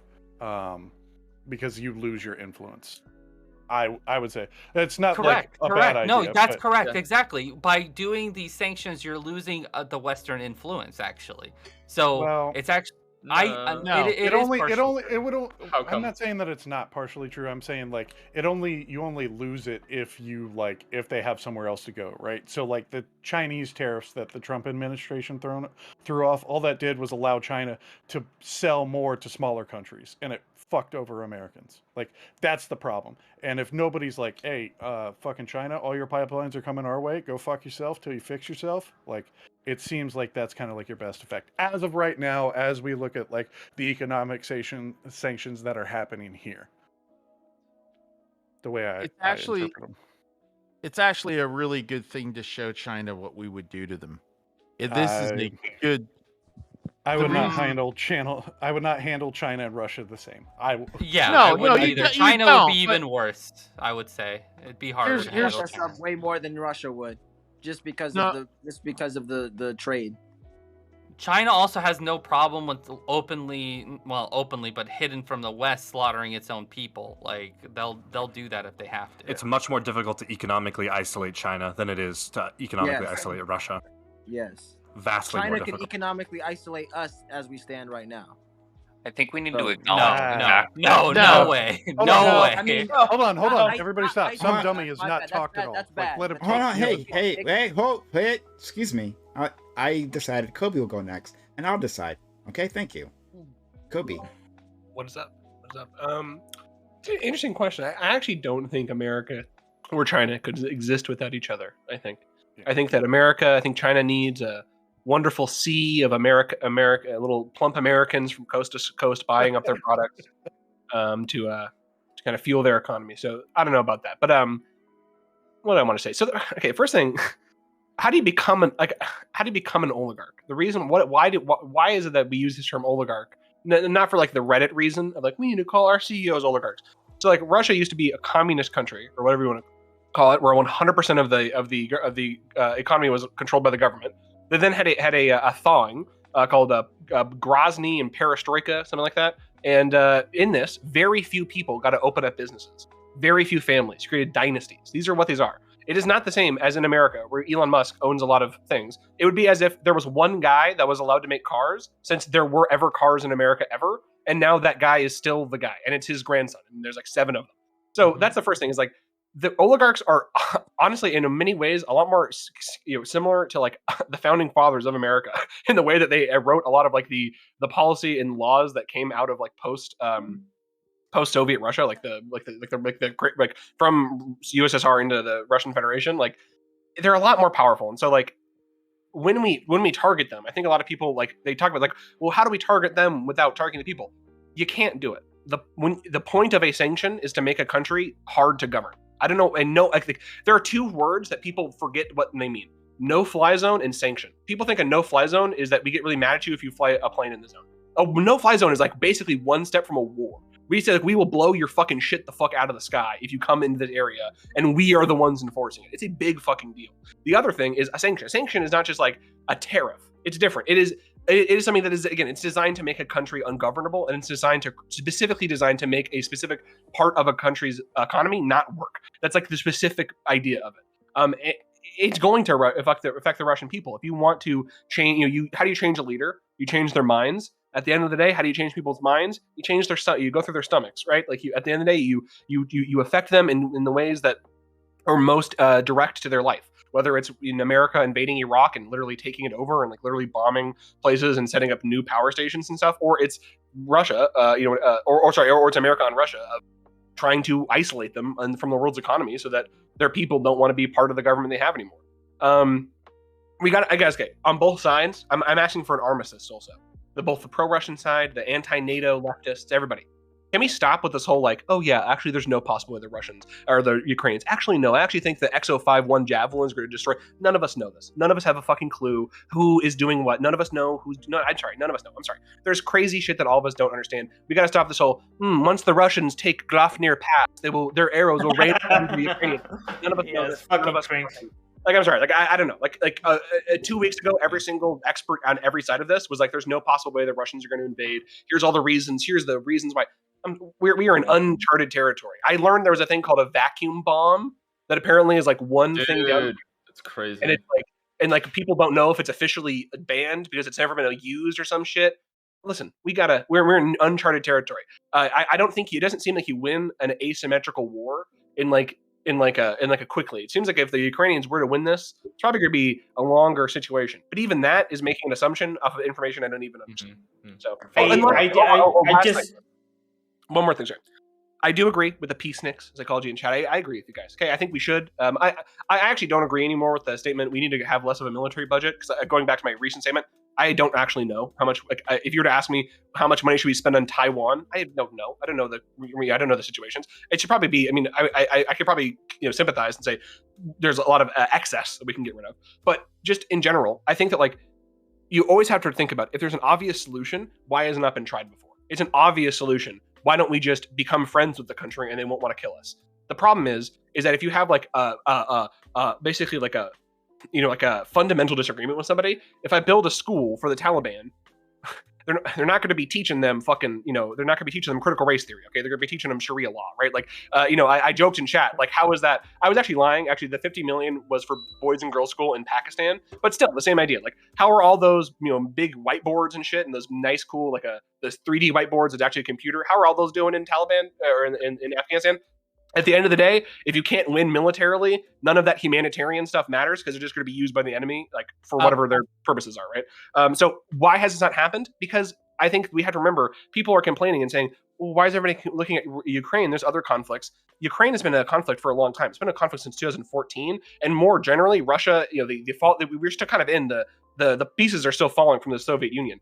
We're a little bit past the Rubicon when it comes to dealing with places like Ukraine with Russia militarily. We're not going to get a peaceful, 100% peaceful solution. I do think there are examples. I think Hungary is a good example. Hungary is taking a very authoritarian turn, but I do not think Hungary is completely, past the Rubicon where the only way we're going to do is funding, anti-Orban government militias. I agree that we can fund, girls education schools in Hungary and hopefully turn the tide there. But Russia is a very different situation.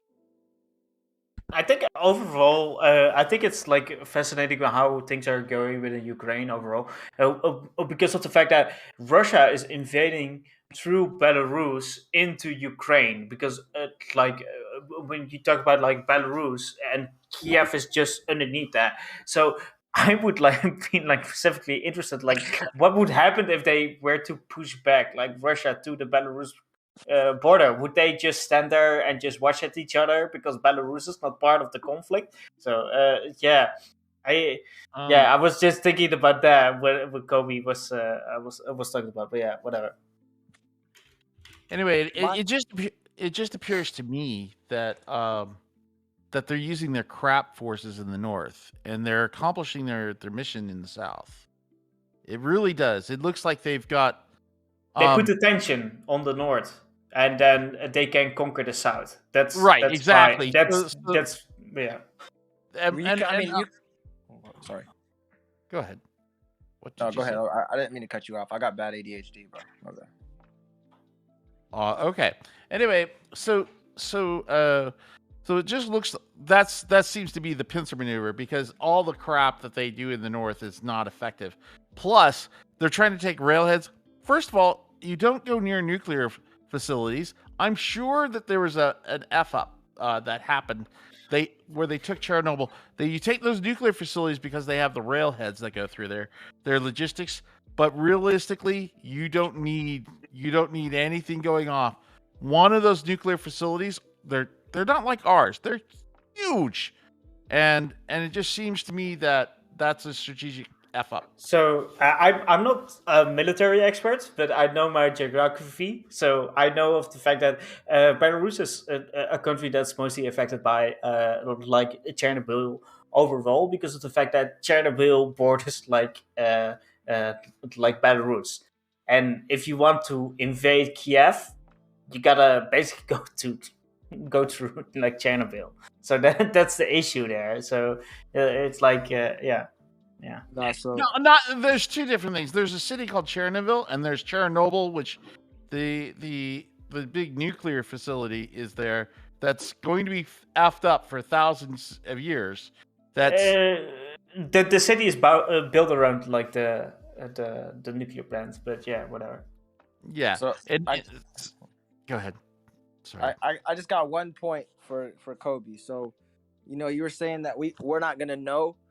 But we have plenty of like pieces of analysis that we're able to use that aren't really biased in regards, such as CCTV cameras, such as satellite images and stuff like that, where we're able to analyze it from like military perspectives and be able to understand like Russian doctrine for their military. So there is like ways to analyze what's like the tide of turns of the war in a military standpoint that isn't going to be propagandized by either Ukraine or us or Russia. So we can be able to say that, yeah, the Ukrainians are not looking like they're going to be able to win this fight. That's not like a bold prediction or anything. I would say that the thing is, what a lot of people may not be taking into account is there's a lot of international volunteers that are slowly starting to trickle into Ukraine. 14.5. winning yesterday. 14.5K winning yesterday.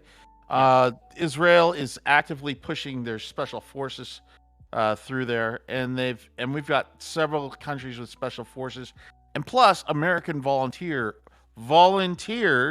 are going in right now. Okay, and a lot of people are going into that situation. Here's the thing: that Ukraine doesn't have to. You don't have to win. You just have to make it so messy, so bad that they will F up their cities. They just will. I don't. Okay, I'm going to respond to Dre. I actually do agree with you, just in the general sense of what you said. In the same way that in the 1970s, pretty easy to figure out who's going to win, quote unquote, win the Israeli-Palestine conflict. Guys with like AK-47s versus guys with like the greatest things ever. I agree in that respect, but in the same in compared to Israel-Palestine, what wasn't expected in 1970 is basically every Arab nation supporting the Palestinian struggle through some way through like training, guns, money, which I think a similar thing is going to happen in Ukraine. I totally agree that Russia's going to win the war part. There's the saying they'll win the battle, but they won't win the war kind of thing. So yeah, I don't think we a ton of a disagreement there. Okay. I do just kind of say to other people, the real. I mean, I think you were kind of hitting on this, Dewey, with the whole like quote unquote volunteers. The real, I mean, like obviously like volunteers are good, and that's like a beautiful thing. People go fight another war for people, blah blah blah, right? But like we can see Syria. There were a lot of foreign fighters. The foreign fighters were really good for like what's it called, propaganda. You get a hot Western girl, dress her up in YPJ gear, give her an AK-47, put it on Twitter. People give you money on Patreon. It's equipment. Yeah, exactly. You can't bring American equipment into that fight. Yeah, I mean, yeah. You can't bring NATO equipment into that fight. You can. They can't. No, people own NATO equipment as civilians, so it's that. I would contend that they already sent NATO equipment to Ukraine. Either way, like of course you can, because you can't control like my contention here would be that.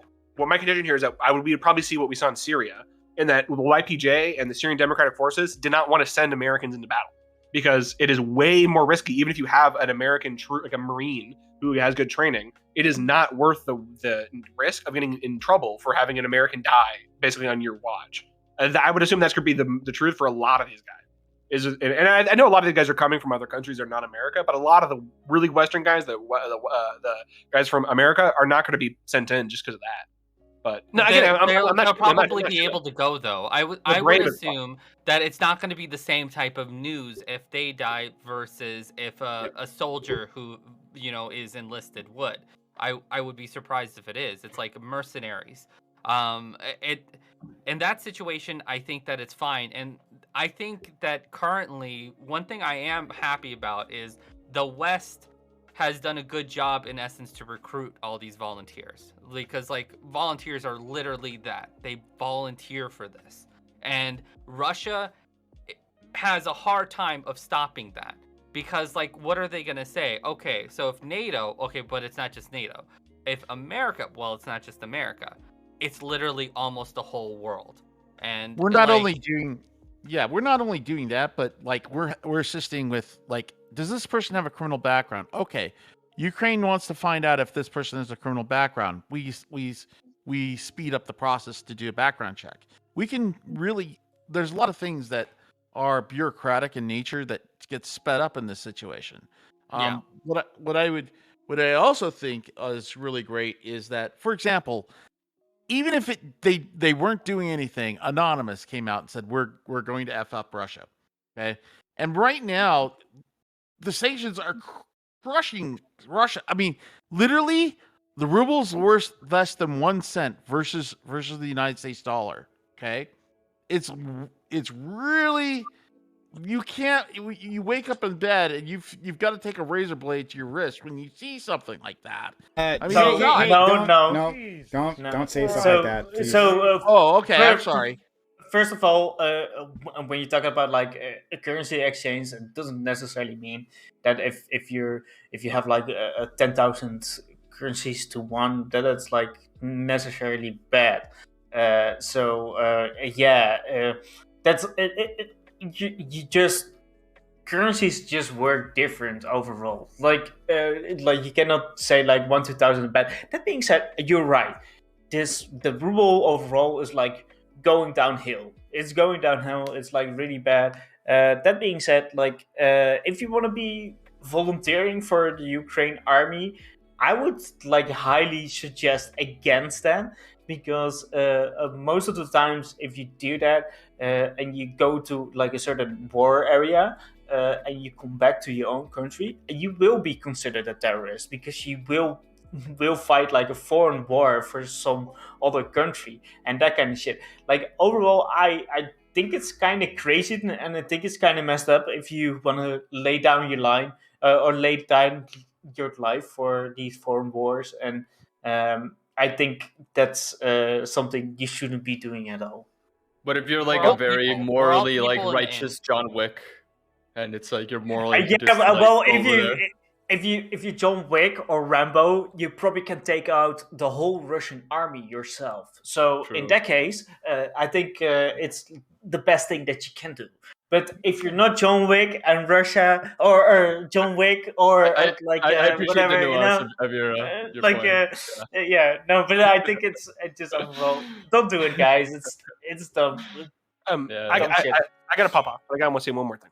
I can never pronounce this guy's name, but there's the big anti-NATO guy, John Mearsheimer or whatever. He has a new lecture out, and in that they talk about an interesting thing. They read some interesting quotes. They give a little timeline of events that they have not been talked about a lot in the West. That was interesting.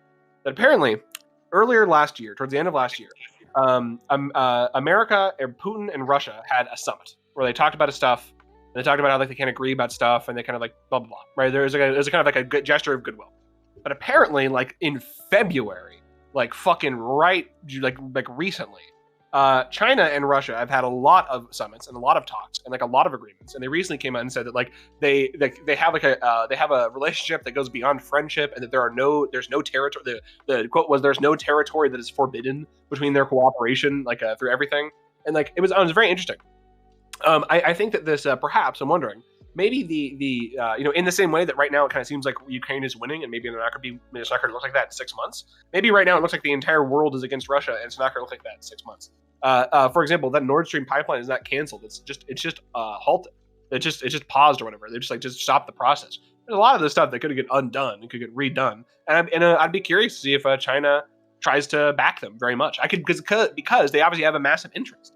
If the new precedent is set, that the way the post-World War order is going to work is that big neighbors, if they need to, can militarily overtake smaller big countries can overtake smaller neighbors with military force. There's a little island that China is kind of interested in. There's a lot of places that China would be interested in that they would want to do the same thing. And having some kind of precedent of, well, Russia did it and they're allowed to do it, I could see them being very interested in that. So I don't know. So Kobe, before you leave, like this Mearsheimer guy, he makes a great analysis, but he doesn't understand any of the facts. He said that before 2014, Ukraine was like a neutral country. He doesn't understand how these things work. Like this is like, he makes great analyses, but overall, it's like he thought like 20 years ago, he thought that Europe was going to be like a full out war and shit like that. He nowadays thinks that the immigrants that are coming into Europe are going to destabilize every country within Europe. So he is when he has his facts straight, it's like okay. But because of the fact that he doesn't have his facts straight and he doesn't know, so yeah, his analysis is like, there's some value to that, but he doesn't know what he's talking about when it comes to Europe because he doesn't know his facts. Yeah, there are some sus moments. There was like another guy they let talk, and he was like, "I think Putin's going to stop once he denazifies Ukraine." It's like, if you're buying that, that was so bad because I don't think Ukraine or Russia technically actually cares, but they're using any and every excuse. They're throwing whatever. Yes. It doesn't matter if it sticks or not. They're just throwing stuff and then wasting people's time on talking about it, basically, and trying to see if that's the reason. Russia-Chinese relations are definitely something you want to be cognizant of, but I think it's always worth bearing in mind that these countries have a huge incentive to appear far more close than they actually are. For example, I think it was the Nixon administration, with only Nixon could go to China, is just a foreign relations masterclass, because Nixon understood, that when two nuclear superpowers with massive armies have that much of a shared border, there is ample room for tension. So it's definitely something to be cognizant of in regards to Russia and China's statements are always going to try and make it seem that they are buddy-buddy, but that's not necessarily the case. You need to dig a little deper. But it is something to absolutely be aware of. Thank you, Kobe. Fucking Nixon, man. Hey, we should. I mean, in a sense, I mean, Russia's fucking Nazifying like fucking Ukraine with this invasion. Where is this from? I mean, expand, please. There is one military power. There's one military power that is currently arguing that they should control Ukraine because there is a blood ethnic right of their ethnicity in the country, and it is not the government of Ukraine; it is Russia. So yeah, I think he's actually making a good argument. One is far fucking closer to anything that most people say Nazism. So okay. The Azov battalion and the fucking let me get the parties right. So I don't want to like come across as fucking ignorant. I want to be able to pull this up correctly. So you're talking about the two groups that are basically like either from Russia or from Ukraine that are like somewhat have ties to. They're neo-Nazis, bro. They're neo-Nazis. Like they're neo-Nazis, all right. Like the Nazi party in fucking Ukraine had a 2.5% vote. Whenever you have an imperial force that's but they don't have any seats. No, they don't. They don't. I'm not talking. But you about have. I'm not so talking you about have. Politically. Can you just let me finish my part? No, but you had to. You gotta let him finish, please. Okay. Yeah, because this is a very, very this isn't something that you can just throw out. So whenever you have an invasion that takes place, usually ultra nationalistic forces are the reactionary forces that are going to be fighting to defend their home country. It's a natural response to an imperial force invading you. That's a natural thing. And so one of the most nationalist groups that's in Ukraine, and this would happen everywhere. I'm not saying that this is like specific to Ukraine. This is the same thing as the Mujahideen in Afghanistan that fought off the Soviets. But whenever you have an imperialist force that's going to be imposing their will on your country, you're going to have a reactionary force that's going to be rebelling against that. And whenever that happens, if the reactionary force successfully defends them, they gain power in a political sense because they were the ones that defend the nation and they were the ones that were able to restore order. Mm-hmm. And so in the process of invading Ukraine to denazify it, because there was this fucking 2.5% vote that people voted for Nazis, which is a small percentage. A lot of people, but it's a small percentage. You end up making their need a lot more like you make them more of a necessity to fight these battles. So if we kind of talk about like that's the only thing that I'm gonna say. I'm not saying that's the Russian plan. I'm just saying this is the general script for what happens. Yeah. Whenever a situation like this unfolds, and if you are going to take over a country, it's not easy to just take over a country. Insurgencies take place. People that are there that don't want to be under the rule of that invading force are gonna rebel. And those are the groups that are going to be doing that. Or just people want revenge. I just want to say like not only them though. I'm not saying only them. I just want to say that like when you have like a parliament of 450 people and 0% of that is a neo-Nazi or a Nazi or whatever, it's like this 2.5%. Maybe you're talking about like people that are more on nationalistic, people that are nationalistic. They are not Nazis. They're like they are very into their own country and their own identity. But to be fair, if I look at like fucking US and with raising the flag and like you guys like basically chanting like yeah. So what I just want to say, like nationalism, you can describe nationalism in like 10,000 ways, but there aren't like Nazis within the Ukraine parliament at all. From the 450 seats that they have in Ukraine, there are 0 Nazis within in the parliament. The mayor of the city that fell to Russia today is a Nazi. What? The mayor of the city. He's right wing. You're talking about, is he a nationalist? Look, when you have a Nazi fucking political figure as your poster behind you, it kind of be careful on that. I would just say. Okay. The guy, just because you're standing in a square giving a speech, you don't know. I mean, it's like this. What's his name? The guy.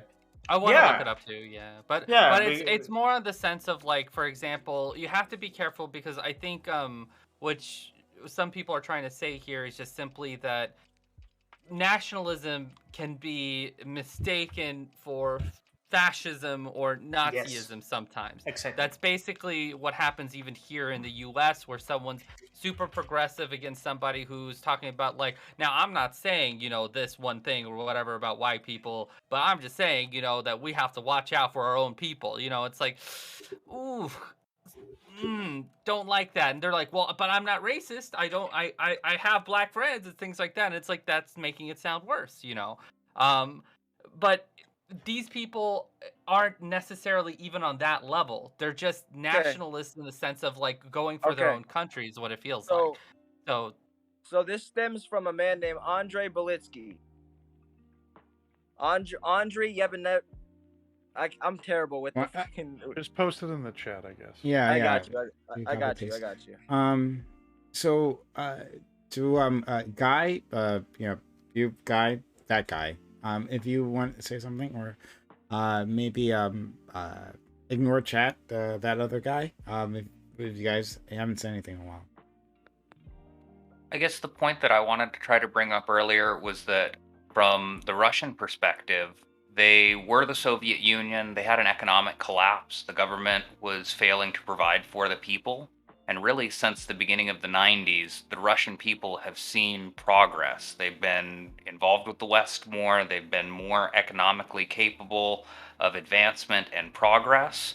They have viewed themselves as like having a right to control the world, and they've kind of viewed the West as stripping their power away.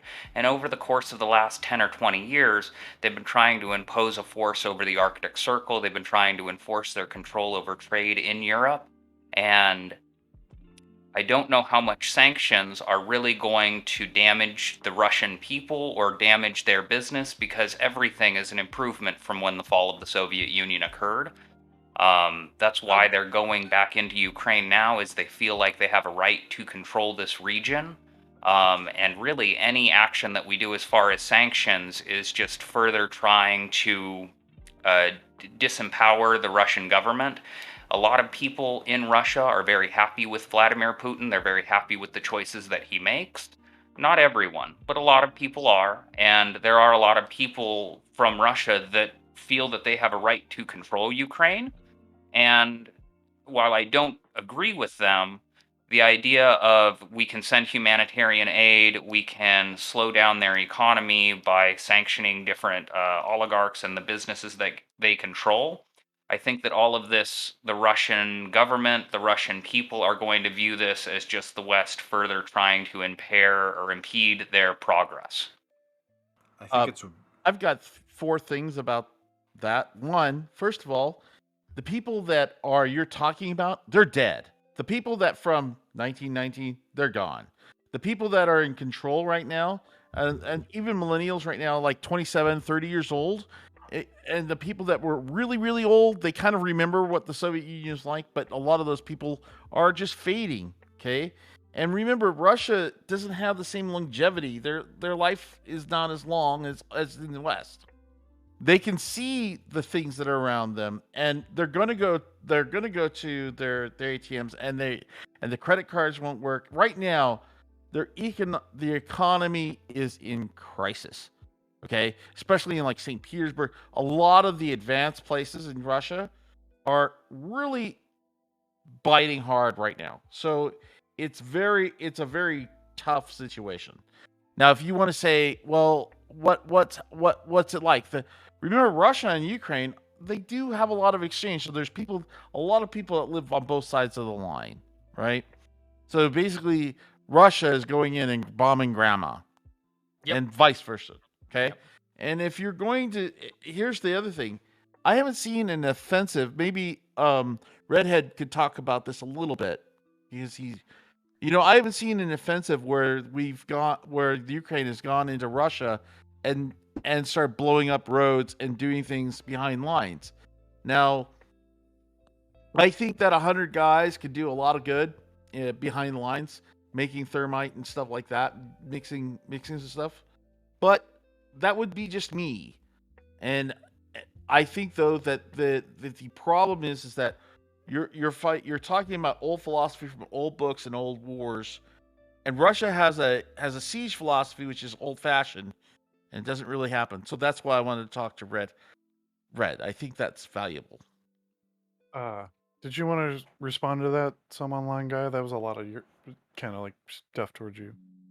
No, I do agree. I do feel like there is a lot of change that's occurring, but again, because the Russian propaganda machine works the way that it does, I do feel like the government, any action that the United States really takes as far as sanctioning them, is going to be spun almost as an attack and taking away the rights of the Russian people and the Russian government to control things that they feel entitled to.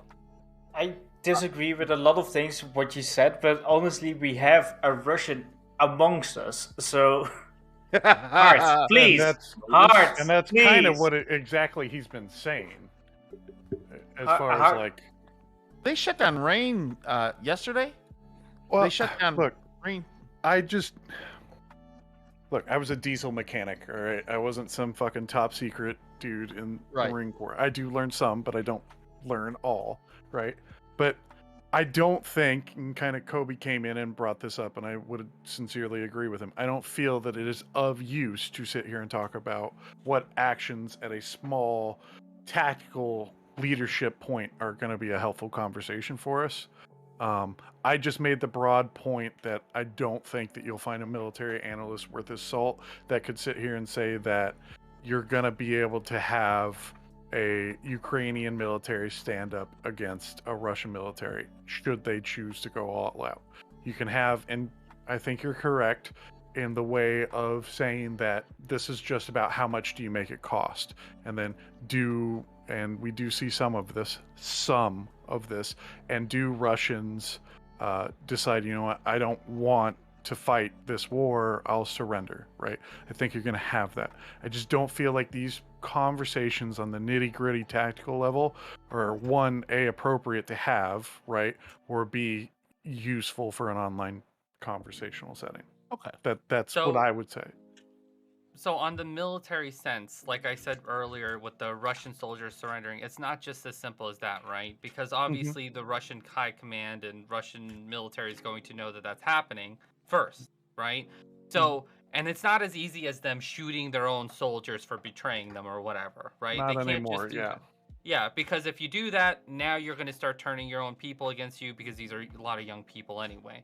So it's the problem here is really just you need to make it a battle of attrition. And Russia stating that they can do this for 10 years is probably true, but I doubt that they want to do that. I think what ended up happening either way is Russia was trying to see how much they could get in before, issues started to happen. Basically, their tanks ran out of fuel going forward, and then they needed convoys to resupply them with fuel and so forth. All that and everything happened right there. And that's something that military-wise, they obviously still blundered, right? They should have had supplies while they were going forward. I don't think they ever expected to get this far, first of all. So, no, yes. I think they expected to go sailing through without any resistance. No. You're joking, I'm sure, but they were hoping. Obviously, they would hope that they can get as far as they can with minimal to little to no resistance, right? They would hope that, but the plan was always, what happens when the resistance happens? Yeah, so what you saw when it comes to their military plans was that they had calculated like some sort of like 4-day blitzkrieg kind of stuff, right? So like the fast war kind of stuff. So they took off Kiev and then they were in power basically, and they miscalculated due to the fact that when they invaded like Crimea and that kind of shit, they didn't have any opposition whatsoever. So they thought like, well, maybe this time we will have some opposition, but it's not going to be that bad. So and that's the big thing. They didn't realize that it was going to be this late that the opposition. Well, but it's interesting because now of the fact that the blitzkrieg didn't work, right? They are going more into like conventional war territory, and even then they have like major like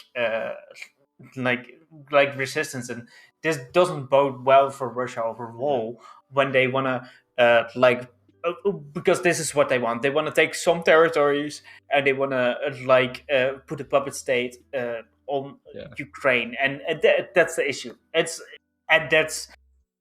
Are they even going to accomplish this at this stage? So I would have said that I think they want it all, first of all, if they could, obviously. No. If they could. Yeah. But obviously that didn't happen. That was just like, if we can take all, we'll take all. But if they can't, then obviously they'll try to sue for peace at a certain point to take some, right? So at least what they came for. But at this point, it's now, what's great, and this is why I'm saying like the West has done some work regardless, in the sense of the volunteers and everything are a big deal, because that's going to help prolong the war in a way Russia can't afford it. Russia's not going to be able to resupply its front line easily. A soldier isn't just somebody you give a gun, right? You can't just do that nowadays. Like, they're going to be fodder at this point. It doesn't matter if they played Escape from Tarkov, like, it's not going to help. What about Call of Duty? So, wait. Only Counter-Strike helps. Oh. To what you said. Ignore chat. Go ahead, please.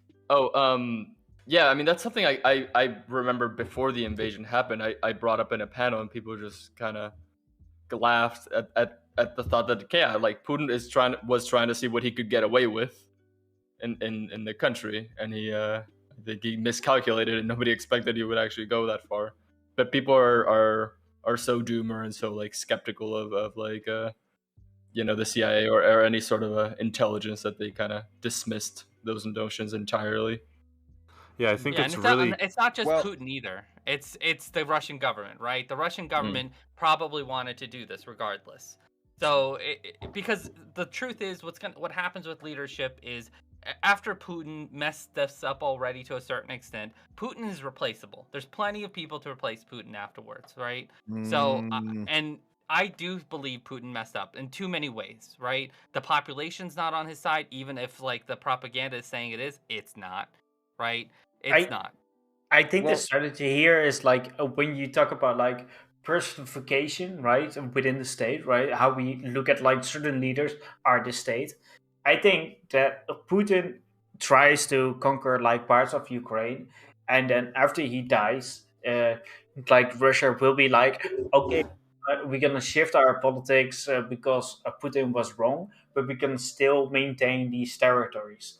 And I think that's pretty much like Putin's like long game, that he thinks like, I'm gonna be the bad guy for Russia, but that means that I'm gonna take like certain like territories and that kind of shit. So he's actually that's his strategy, and then who comes after him, he's gonna soften up until he becomes old, and that he's gonna act like the bad guy. Could be a woman. Well, one thing okay, yeah, I'm sorry, Red, sorry, I'm not that sorry, I'm not that progressive in like politics. To be fair, Russia has a huge domestic abuse problem, so I don't think they're electing a woman anytime soon. Oh yeah. He's actually correct, because if you're looking from Putin and says, I want to make history, no great czar, no great leader of Russia has ever been able to do it without taking territory. That is very old. Okay. So if you want to say I've taken territory, we've lost territory, but I am building us back up to absolute strength. But here's the thing. Here's the thing. To the empire. All the media that you used to be able to control, you can't control it even inside Russia because people have cell phones and other things. They get around it. They start sending messages to restaurant reviews and things like that. There's always a way for people to talk and meet and communicate. So you're never going to suppress 100%. And yeah, it's just not going to happen. Yeah, I think what Gert was talking about is really the key now. The question is, what is the cost for Russia to stay in Ukraine every day, every week, every month as we move forward? And I think something that people sort of lose perspective on is that for Russia, and for Putin in particular, it's not just a question of economic or military costs, but it's also a question of power costs. The people like to often talk about how dictators are a lot more resistant to the popular opinion in their country. And that is certainly true. But it's also true that when dictators do fall on the wrong side of the other people that hold power in their country, it's not that they get voted out, it's that they don't wake up. There is a much bigger risk of failure when it comes to Putin's power base and endangering that power base. You know, when we talk about targeting oligarchs, those oligarchs, many of whom have ties or just are quite literally high-ranking members of the military or the intelligence apparatus of Russia, if enough of these people feel that this pathway is extracting too much of a toll on Russia, well, then that is when Putin's position legitimately starts to become a lot more scary. I think there's no doubt that now, more than any other moment in Putin's regime, his position is at more risk now than ever before. So I think that is also worth noting, that it's not just even if Putin doesn't care about the costs that are inflicted to Russia, other power holders in Russia might, and if enough of them start to feel a certain way and Putin doesn't, then there's a real genuine risk there. So yeah, it's just a matter of time. Do you believe in like a palace coup? Is that going to happen? Because that's what you suggest. I wouldn't discount it, but is that going to happen? I mean, that's the eye of the beholder. Like, probably I don't think anybody truly knows that. Yeah, so you're ranting on about like basically saying that there's like a possible like palace coup, and then when I push you on it, you say like, no, it's not going to happen. Well, I don't think he's saying that. I don't think he's saying that. I think he's saying the potential for something like that. It's not even the potential. It's just that simply that Putin is in charge because people put him there, right? He's not some god in Russia at all, right? It's truly that he was put in power still. So that means there are people who still control him to a certain extent, obviously. That hasn't changed. So that's why he can't be replaced after he accomplishes something. So he is already old, right? He's going to only live 70. So long. Once he gets older, Russia doesn't want a weak-looking leader on TV. So even the Russian oligarchs and blah, blah, blah, and other political strength people that you don't even know about. There's probably Russian secret police type of folks who are the real ones running it in the first place. I don't think that you need to necessarily take a position on whether or not it authoritatively will happen to say that the risk of it happening and Putin's awareness of that risk are going to calculate into his decision to remain in Ukraine or withdraw from Ukraine. That's the point I'm trying to illustrate here. Yeah, I agree. I just want to push back, like Gerhard. Like I heard, like when it comes to the economical zone and who's going to be the leader of that. It's like determined in a different way. It's like more about like once the leader abdicates, like Putin is now the leader of the economic zones of like the what is it, like Kazakhstan and Belarus or whatever, you know. So I heard that. So do you think that like Putin, like people say, because of that Putin will be in power for life? Because of the fact that they want to maintain that leadership for the economic zone. They can't. How do you feel about the Russian government or people, both of them, wouldn't want an old, decrepit president, right? So why? It's because it doesn't look good anyway, right? I would say that the looking good has nothing to do with it. Well, Putin is highly paranoid. There's a reason why he doesn't shake hands with the French ambassador. There's a lot of reasons why, even the French president, okay? There's a lot of reasons why he gets to stay in power. Remember, Putin started by working for a mayor and by helping mafia people steal money over butter, okay? This is not a not shrewd guy. He prizes emotional control above all else. Has he been the same in the past 5 years as he was the previous 15? Has he changed? Is there a change going on? Does he have an exit strategy? Is the only exit strategy he has is going out in a box? No, if you put of course yourself not. in... So no, but that's not the point. The point is just simply he's doing his course, right? So as long as he's accomplishing what he can, that's fine. But just like the Kazakhstan example of taking economy from places, that doesn't really matter, right? So Kazakhstan's not supporting. They're not sending troops into Ukraine. They refuse Russia outright. Well, there's some Russian soldiers that are Kazakhstan. So, and they even surrendered also. But regardless of that, what I'm trying to say is that the economic power and everything that happens with the leadership in Russia, because I'm pretty sure everybody here knows, but not Russia, but Putin is filthy rich, right? So I'm sure everybody knows that. But the problem that happens is he's not going to be able to do much with that, right? So right now, is he personally supporting the war, or is the Russian government supporting the war? Probably the Russian government, right? But he may support it as well as it goes further, and that's going to hurt him. And even in that situation, who cares, right? The truth is, it comes down to he's going to have to be replaced eventually. And for more than one reason. This war did not go well, and not only that, time affects everybody. Wait a second. How do you say that it's not going well? They've got Crimea, they've got almost Odessa, they've got all that peace right there. They're going to get their warm. They already How do you had say Crimea.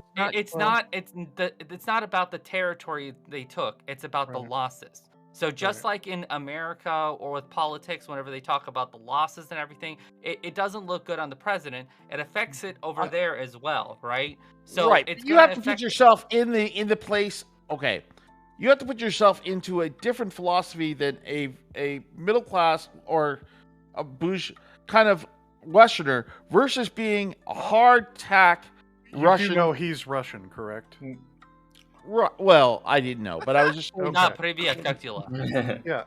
So that's kind of like the thing. Like, I'm not, and I don't think he would claim to be the end all be all on every Russian, but I try to do my best in sitting there and believing people that have that firsthand experience. And of course, like I said earlier, that does just because you have firsthand experience doesn't mean you have all the experience. But correct, it's anecdotal regardless.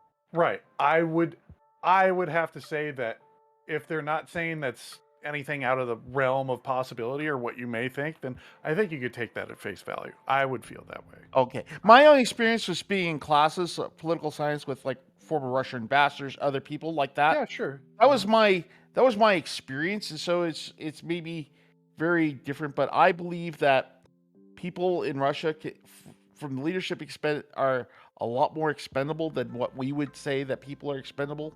You know, that's very, very propagandist. I'm not sure if I agree. The other thing is there's a lot of Russians in America who are still afraid to talk about Putin. For example, I don't know my real last name still to this day. And I'm in my 30s. My parents will not tell me my last name to any extent. So I don't even know my own last name. Why is that? As a Russian. Because they still worry that the KGB or the Russian secret police will try to kill us to this day. And I'm not the only Russian that is in that situation. I've met other Russian refugees. Other Russian refugees are also sometimes don't know their real last name. Like these are. I've never heard this before. Like, I've never. Heard I believe it, but like I've just. Never heard it. I thought at first it was like just me until I started to meet some other Russians in similar situations, as there are not an enormous amount of Russian refugees in the U.S. from USSR times. Okay, so it takes a while to run into them, but as you do, you learn, right? But the big part is like Russians are afraid to speak out against the government, and because of that you have this thing where the people in charge are still in charge, but we also still know that. We know that you either pay black tax or white tax in Russia, or both sometimes. Like you're either paying off the mafia, which is basically businesses, just they're doing it in corporate sense, or you pay off the government, or sometimes you do literally have to pay both. And that's the price of doing business in Russia as well and living there. And it comes down to, because of these situations, this we also know is why Putin is in power, because somebody put him in power, right? So it doesn't change even for Putin. So it's not the same as Stalin for Putin. Putin was put in power by people, and those people can remove him and change him out. Now, is there a viable candidate? Maybe not, but what's going to end up happening in Russia is, as they decide to change him out, there's going to be like propaganda towards other political things, and they're going to see which candidate they like, but they're all going to be the same person, basically. That's what's going to end up happening in Russia. That's why, like, Russians are always worried about revolution, because what if we just F up for the umpteenth time? Like, yeah, like it's bad, man. It is so bad. Like 1 out of 10, like that's pretty large chance to F up again. This is what, like, when we talk about like a European politics or a US politics, we have a mixed bag of like soft power and hard power. When it comes to like China, they are the masters of like soft power. When it comes to Russia, they only do hard power. They invade countries. They it's like basically they send the squads after you. So when you say like you don't know your last name or something along those lines, makes like totally sense, because it's like, we're gonna fuck up your life. We're gonna go after you. It's like it's not soft power stuff. So yeah, I'm sad to hear that, like, get hurt. And yeah, I even have a German first name. This is my actual first name. So like, I don't even have a Russian first name. Okay, like, but you can pick a Dutch first name. So I'm Dutch. I don't know if I could say it. Just kidding. So. Yeah. So yeah. Yo. So one thing I'm gonna say is that we're like, the way that we experience the news on our media platforms makes it seem like that the like this battle's a lot more like balanced than it actually is. Russia is like really like fucking them up in like a very like fucked up way, and I'm not saying that it's good.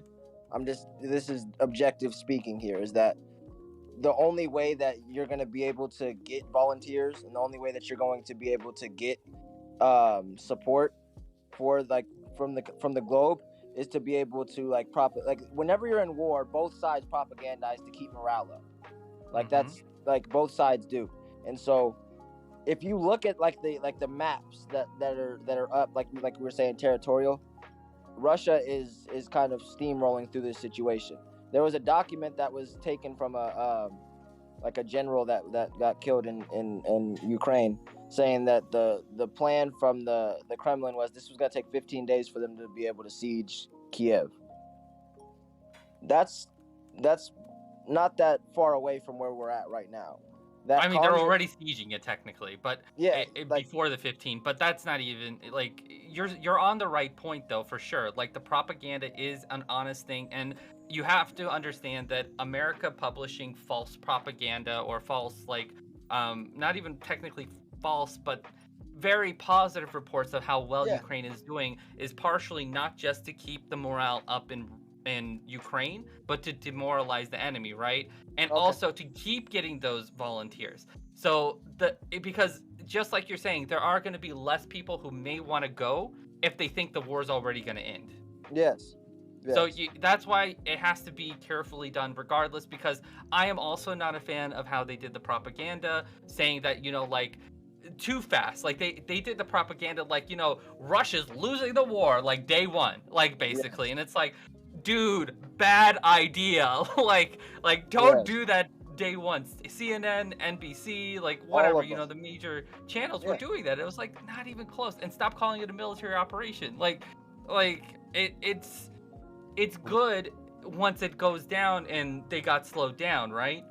When you're doing it at that point, that's what helps those people from the outside come in. It strengthens the Ukrainian unity. Not only that, 1 out of 5 Ukrainians are Russian, right? So it's insane in that sense, right? So you also have Russians fighting Russians in Ukraine. So it's good in a separate way, and that's also why it's not just the Kremlin.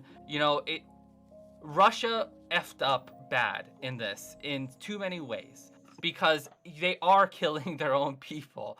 Like 1 out of 5 is a lot, right? That's a high population. That's 20% of their population. That's crazy. Yeah, that wouldn't be acceptable anywhere, right? That's There's also like it's like reports... 18%, but still, Yeah. like it's 2% difference. I still call 1 out of 5. Yeah. But the point is that it's good in that sense. So I wish the propaganda. I hate it every time I see it. I really do, but I think it needs to keep going. No, it's in the sense of no matter well. no matter what side you're on, it's necessary for the war efforts, right? Like that's just part of war, right? You want to keep morale up. You want to be able to do anything you can to win. You know what I mean? That's the whole, like, that's why you're in the situation that you're in. You want to win. And so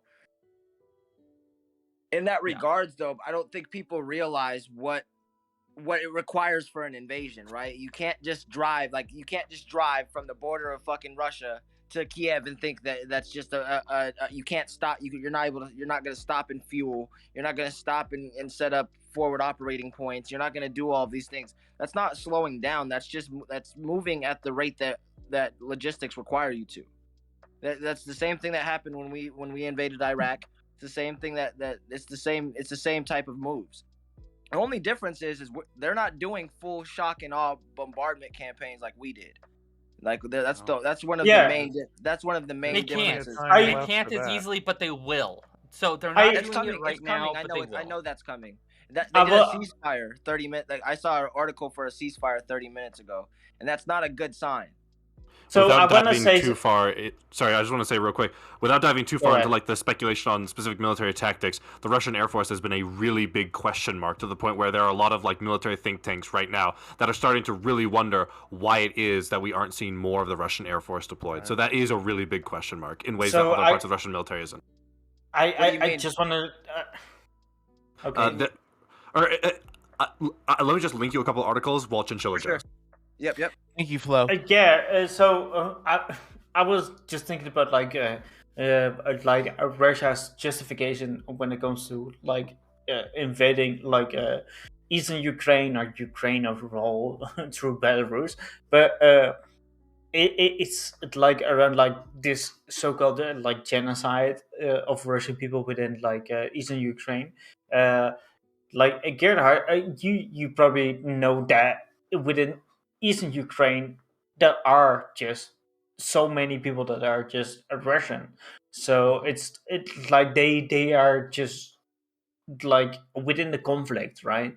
Yeah, they are asking why us. Why us? But it's pretty much within that whole conflict. It's like it makes sense that like when you say like a 1/6 or 1/10 or whatever it is within Ukraine is like Russian people. It makes sense that within the Donbass region, if a lot of people that are being killed over there, they are not necessarily being genocide. They are just being within a war zone, right? And that's pretty much what's going on within like eastern Ukraine in the Donbass region. But inside that Donbass region, there's a report. There's one report from of a military intercept communique is we don't know who to shoot because they all look like us. You know, they're talking about the Russians, and also the people would come up to the tanks and talk to them in Russian. They were Russian, and they're saying, "Why are you here? Where are you at?" And some of the kids would say, "We don't know. We were just on a military exercise." Maybe that's going to shake down. But I saw one of the things about the Air Force is that we can't just drop them into F-16s or anything. We can't. They have to use MiGs. They have to use the equipment that they're used to, and so that's why they Poland have modern aircraft, but that's not So, but I'm just saying that's why Poland gave so many aircraft over, and I think that we're going to be giving Poland some new F-35s or something to replace those aircraft. For money, but yeah. Well, it's not giving. Well, we have a military industrial complex, and it's our version of welfare for certain people. So hell yeah. So Because really, they panicked over us getting $600 a month to certain people, and it's like, no, they're going to quit. They're not going to work. And it's like, so you got $600 a month, and you're on Easy Street, right? No, that's not true. This process is a little bit different than kind of what you're giving it, right? Like this is, if they can't purchase them outright, perhaps the United States would front the loan for it, but they are going to purchase it from these companies, and they do pay back that loan. Right. Not to say that it doesn't happen. But it's going to be highly favorable. It'll be all these other things. But that way we get pulling more entrenched into NATO, and and we're getting rid of all the old Russian airplanes don't last. Poland is in NATO. What we're talking about. They get microfractures and everything else. I mean, if you run your car, you know that after 10 years they're crap. Okay? Well, the same thing, and it's worse on high performance aircraft. And about 5 minutes of combat, they a lot of things that need to happen to fix them back up. That's why we love having our F. So, Dewey, I just want to paint a picture because of the fact that why a lot of people within NATO countries are scared shitless is because of the fact that when you talk about Ukraine, Russia has pretty much said well, Crimea is Russian territory because there are a lot of Russian people in there. And they are and they are saying somewhat the same with a different excuse to invade eastern Ukraine. But the issue here is the Baltics is within NATO, and they have also eastern cities or eastern places where a lot of Russian people live. So those countries are shitless when it comes to being invaded, because I think that Russia is going to invade them to say that's part of Russia, because of the fact that those cities are Russian. Well, and a Finnish friend of mine is freaking out. There's a little province that are just on the other side of Estonia. That's Klimnik, and they want to make you can see the Russians trying to make a path through those to get to hook all of Russia together. And I have a hard time doing the pronunciations sometimes, but to me it just seems like what they really want to do is bite off a bit at a time and distract us with other things. At first, and then not anymore. Now it's full blown. This was Crimea was Russians' version of soft politics. Soft tactics. Yeah. And that being said, I heard somebody talk about Finland. Finland is in the Lisbon Treaty, and the Lisbon Treaty has a defensive pact. So that defensive pact includes the whole of the European Union. That being said, the US can back down out of that if they want to. But I imagine if the European Union went to war with Russia, I would imagine that the US will join at that point as well. There's I don't foresee any type of war taking place, barring Russia doesn't go anywhere past Ukraine. But I want to go back to just saying that I think the main point and one of the only points that Putin fucked up on, there's plenty of points he fucked up on, but the major point that contradicts his whole purpose of this occupation is he wanted to stifle NATO alliances, but all he's doing right now is increasing the incentive for these fringe nations to join NATO and to have a reason to get into NATO, and what that's going to bills. They actually sorry, I was just saying, and Germany is actually putting their money up. They're putting their 2% in. And they're going to go to 3% because. But here's the thing about Ukraine that's really scary. It's just a driveway to Germany. I mean, it's a flat, hit it, and you're going to Germany. They'll run out of gas in 4 days again. So. Hey, listen up. I live in the Netherlands. If within 12 hours, just driving from my car, I'm not even in like Russia. I'm probably in like fucking Kazakhstan. So yeah, you're 100% right. Awesome. Well, you're from. Well, there's a process that what we used to call Finlandization. Is like Finland wouldn't say anything bad to Russia, and they would try to appease them, right? And then they have the 700-mile border, and then Norway. Everybody would practice these very intense missions, especially during winter, so they could fight the Russians. It's so scary in so many ways, like. Mm-hmm. But I've always looked at it like I can take any piece of ancient ground on the face of the earth. How long can I hold it? That's how long and how much am I willing to spend? How much blood am I willing to pour down to hold it? On a side note, Finland is not good friends with Russia because they did have to give up land during after. Guys, I want to make this. I want to make this clear.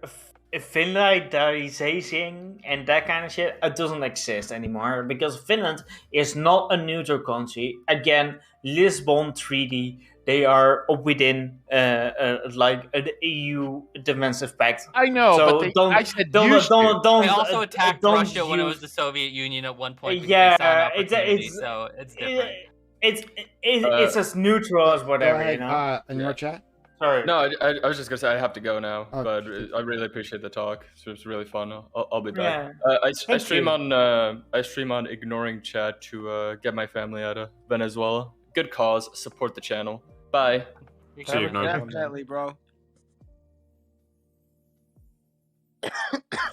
Yeah, but I overall just think that we shouldn't just use that Finlandization as like a term, as like a neutrality. I say like they used to. Fucking cringe. But they use it, but it's like Cold War, like outdated tech. I would worry that Russia technically has military reason to go against Finland more than anything either way. Just because Russia is using old methods of war when it comes to declaring. They're looking for a reason for war, and then they're just declaring in essence. That would be my concern, and it's as simple as that. Like, it doesn't have to be complicated because that's exactly what Russia's doing with Ukraine. They threw out reasons, and they just went while people talked about it. I already told you that when it comes to the European Defense Pact, Finland is already in that because they are in the European Union.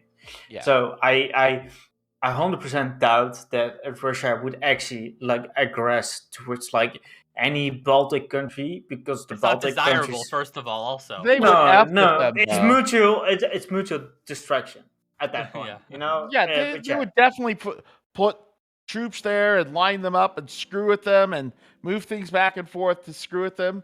I totally see that. But you can't really put anything beyond somebody who's saying, this is what I want to accomplish. I'll do anything to do it. And here's what I'm willing to risk. And we are not willing to risk nuclear war, but Russia may we can afford a small tactical situation. Okay. No, we can't. But when it comes to NATO, when it comes to NATO, I don't think so. That's where we draw the line. So we have the European Union with its defensive pact, and that's the line. We have NATO, that's the line. We have several like nuclear powers within like NATO or the European Union. So all out like nuclear warfare will occur once any of those treaties will be. Any also, of those Russia defensive pacts even the Ukrainian president has stated, if you nuke us or yourself, like, what's the point at that point? If you nuke anybody, you're gonna affect yourself. So Ukraine is calling the bluff, obviously, because they're at war, and what's the point of calling not calling the bluff at that point? Yeah, like Ukraine is definitely trying to get like the EU to get involved in certain like things and that kind of stuff. That's not gonna happen because we guaranteed Ukraine removed their nukes for our guarantee. We were part of the party of the signing of that treaty. By law, we should be in there helping them. By law, but that's old law. So that's the same thing that Russia's operating under right now. Yeah, so that so if you're going to defend was... them, you're defending Russia in that sense. That's why it has to be more carefully approached than that. So the agreement was in 1995, and 91. if you want to, no, that wasn't. No, I was talking about like the. I thought Dustin was I'm sorry, but I'm talking about like the 1995, like this armament agreement where they both agreed, like but you had like several countries. It's not just the U.S., Russia, and Ukraine, but you had like loads of memorandum. Yeah, called, I'm pretty sure. But yeah, anyways, it's like all those countries agreed on like signing that, but it like then again, does the US then, because they don't follow that agreement, does the US need to go at war? And that's what I want to hear from Dewey. What did you want to hear from me? Sorry. If they need to go at war because of the fact that the U.S. had like a multilateral agreement. Currently, I think what's happening right now is probably appropriate for right now, because any time that there's going to be a ceasefire means that the Russians are going to spend time refueling, redoing everything. Same thing with us. If we get that break time, we're not going to stop going into Ukraine. Ukraine got a shock to its system in 2014. Ever since then, they've been building. You know, Ukraine has a lot of tanks, a lot of vehicles, a lot of things. They need air cap, and if they don't get air cap, they're screwed. Okay. Well, the air doesn't matter yet, right? Because Russia hasn't really been utilizing their air force yet. Well, no, you have air because that really kind of just is like an ace on its sleeve to everything else, like tanks. Well, they're not using combined. They're not using force multipliers. I feel like we're getting into the logistics of the war. I'm so sorry. It may be fun. One thing I would say that we shouldn't. One thing I would say is I definitely think America is preparing military-wise, regardless. Right. So even if they're not doing it publicly, they're doing it privately or quietly in the background. They have to. They don't have a choice. It is. At first, I personally have stated that I want America to be involved. Openly, yes, but the problem is I do understand why they cannot be openly involved, right? Sweden just sent them 5,000 Stinger missiles, so that's different. That's different, right? That's like, hey, buddy, I'll tell you what, we're gonna give you this much money, and then we don't know what happened, but can you see my buddy over there? He's sick in the hospital. He needs 5,000 cannolis. You know, give him 5,000 cannolis. Those missiles are hell on wheels on helicopters, and I've seen some other films, but my information is 10 years old, so well, I wouldn't worry about that anyway. I think that they may have got better over time. Yeah, but I'm just saying that America can't do much to Russia easily just because it does have other reasons, right? It does have still trade agreements right now. It's not 100% sanctioning Russia, right? It still has trade agreements even right now. It still has borders close to Russia, so it's Alaska. I know a lot of maybe a lot of people don't care about Alaska, but Russia has Navy there already. I know. So, it doesn't matter about like the US overall. It's more about NATO, because NATO is the red line. So if you were to invade any Baltic country, you will engage within like World War III. You will reap the whirlwind. Yeah. But not just NATO. I think the local countries having this impact on Russia is great. That's what I think, regardless of the positive propaganda. I think what the other countries that aren't even a part of NATO are doing as well are really helping right now. That's what I mean as well. Right. So helping in what sense? Because at first I wanted US involved, but right now it might be okay for US to stand on standby like it's kind of doing right now, preparing. Yeah. So this is like you are bringing up this. It's like the US, because of this, doesn't look like the bad guy, right? It looks like the good guy compared to Russia. So they are like, they are basically having like a favorable goal in that sense, and it's like definitely when we looked at like the UN assembly and the people walking out of there and that kind of stuff, right? That's great. That was pretty insane. Like I didn't expect that. Also, I didn't expect the Swift sanctions, but that's because the German or the Swiss government coming in and helping them with military armaments. Like Finland. I'm talking about Swift. Amazing. Yeah, Swift. He meant Swift. Like yeah, no, I know you said Swift, but I mean, and Switzerland and Finland, and like okay, all right.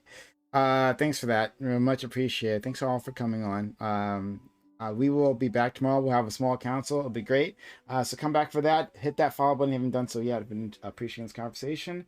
And just a space, right? Hit us up on social media. Hit up our Twitter, Discord, and YouTube if you missed anything. Like, comment, subscribe. We will see you tomorrow.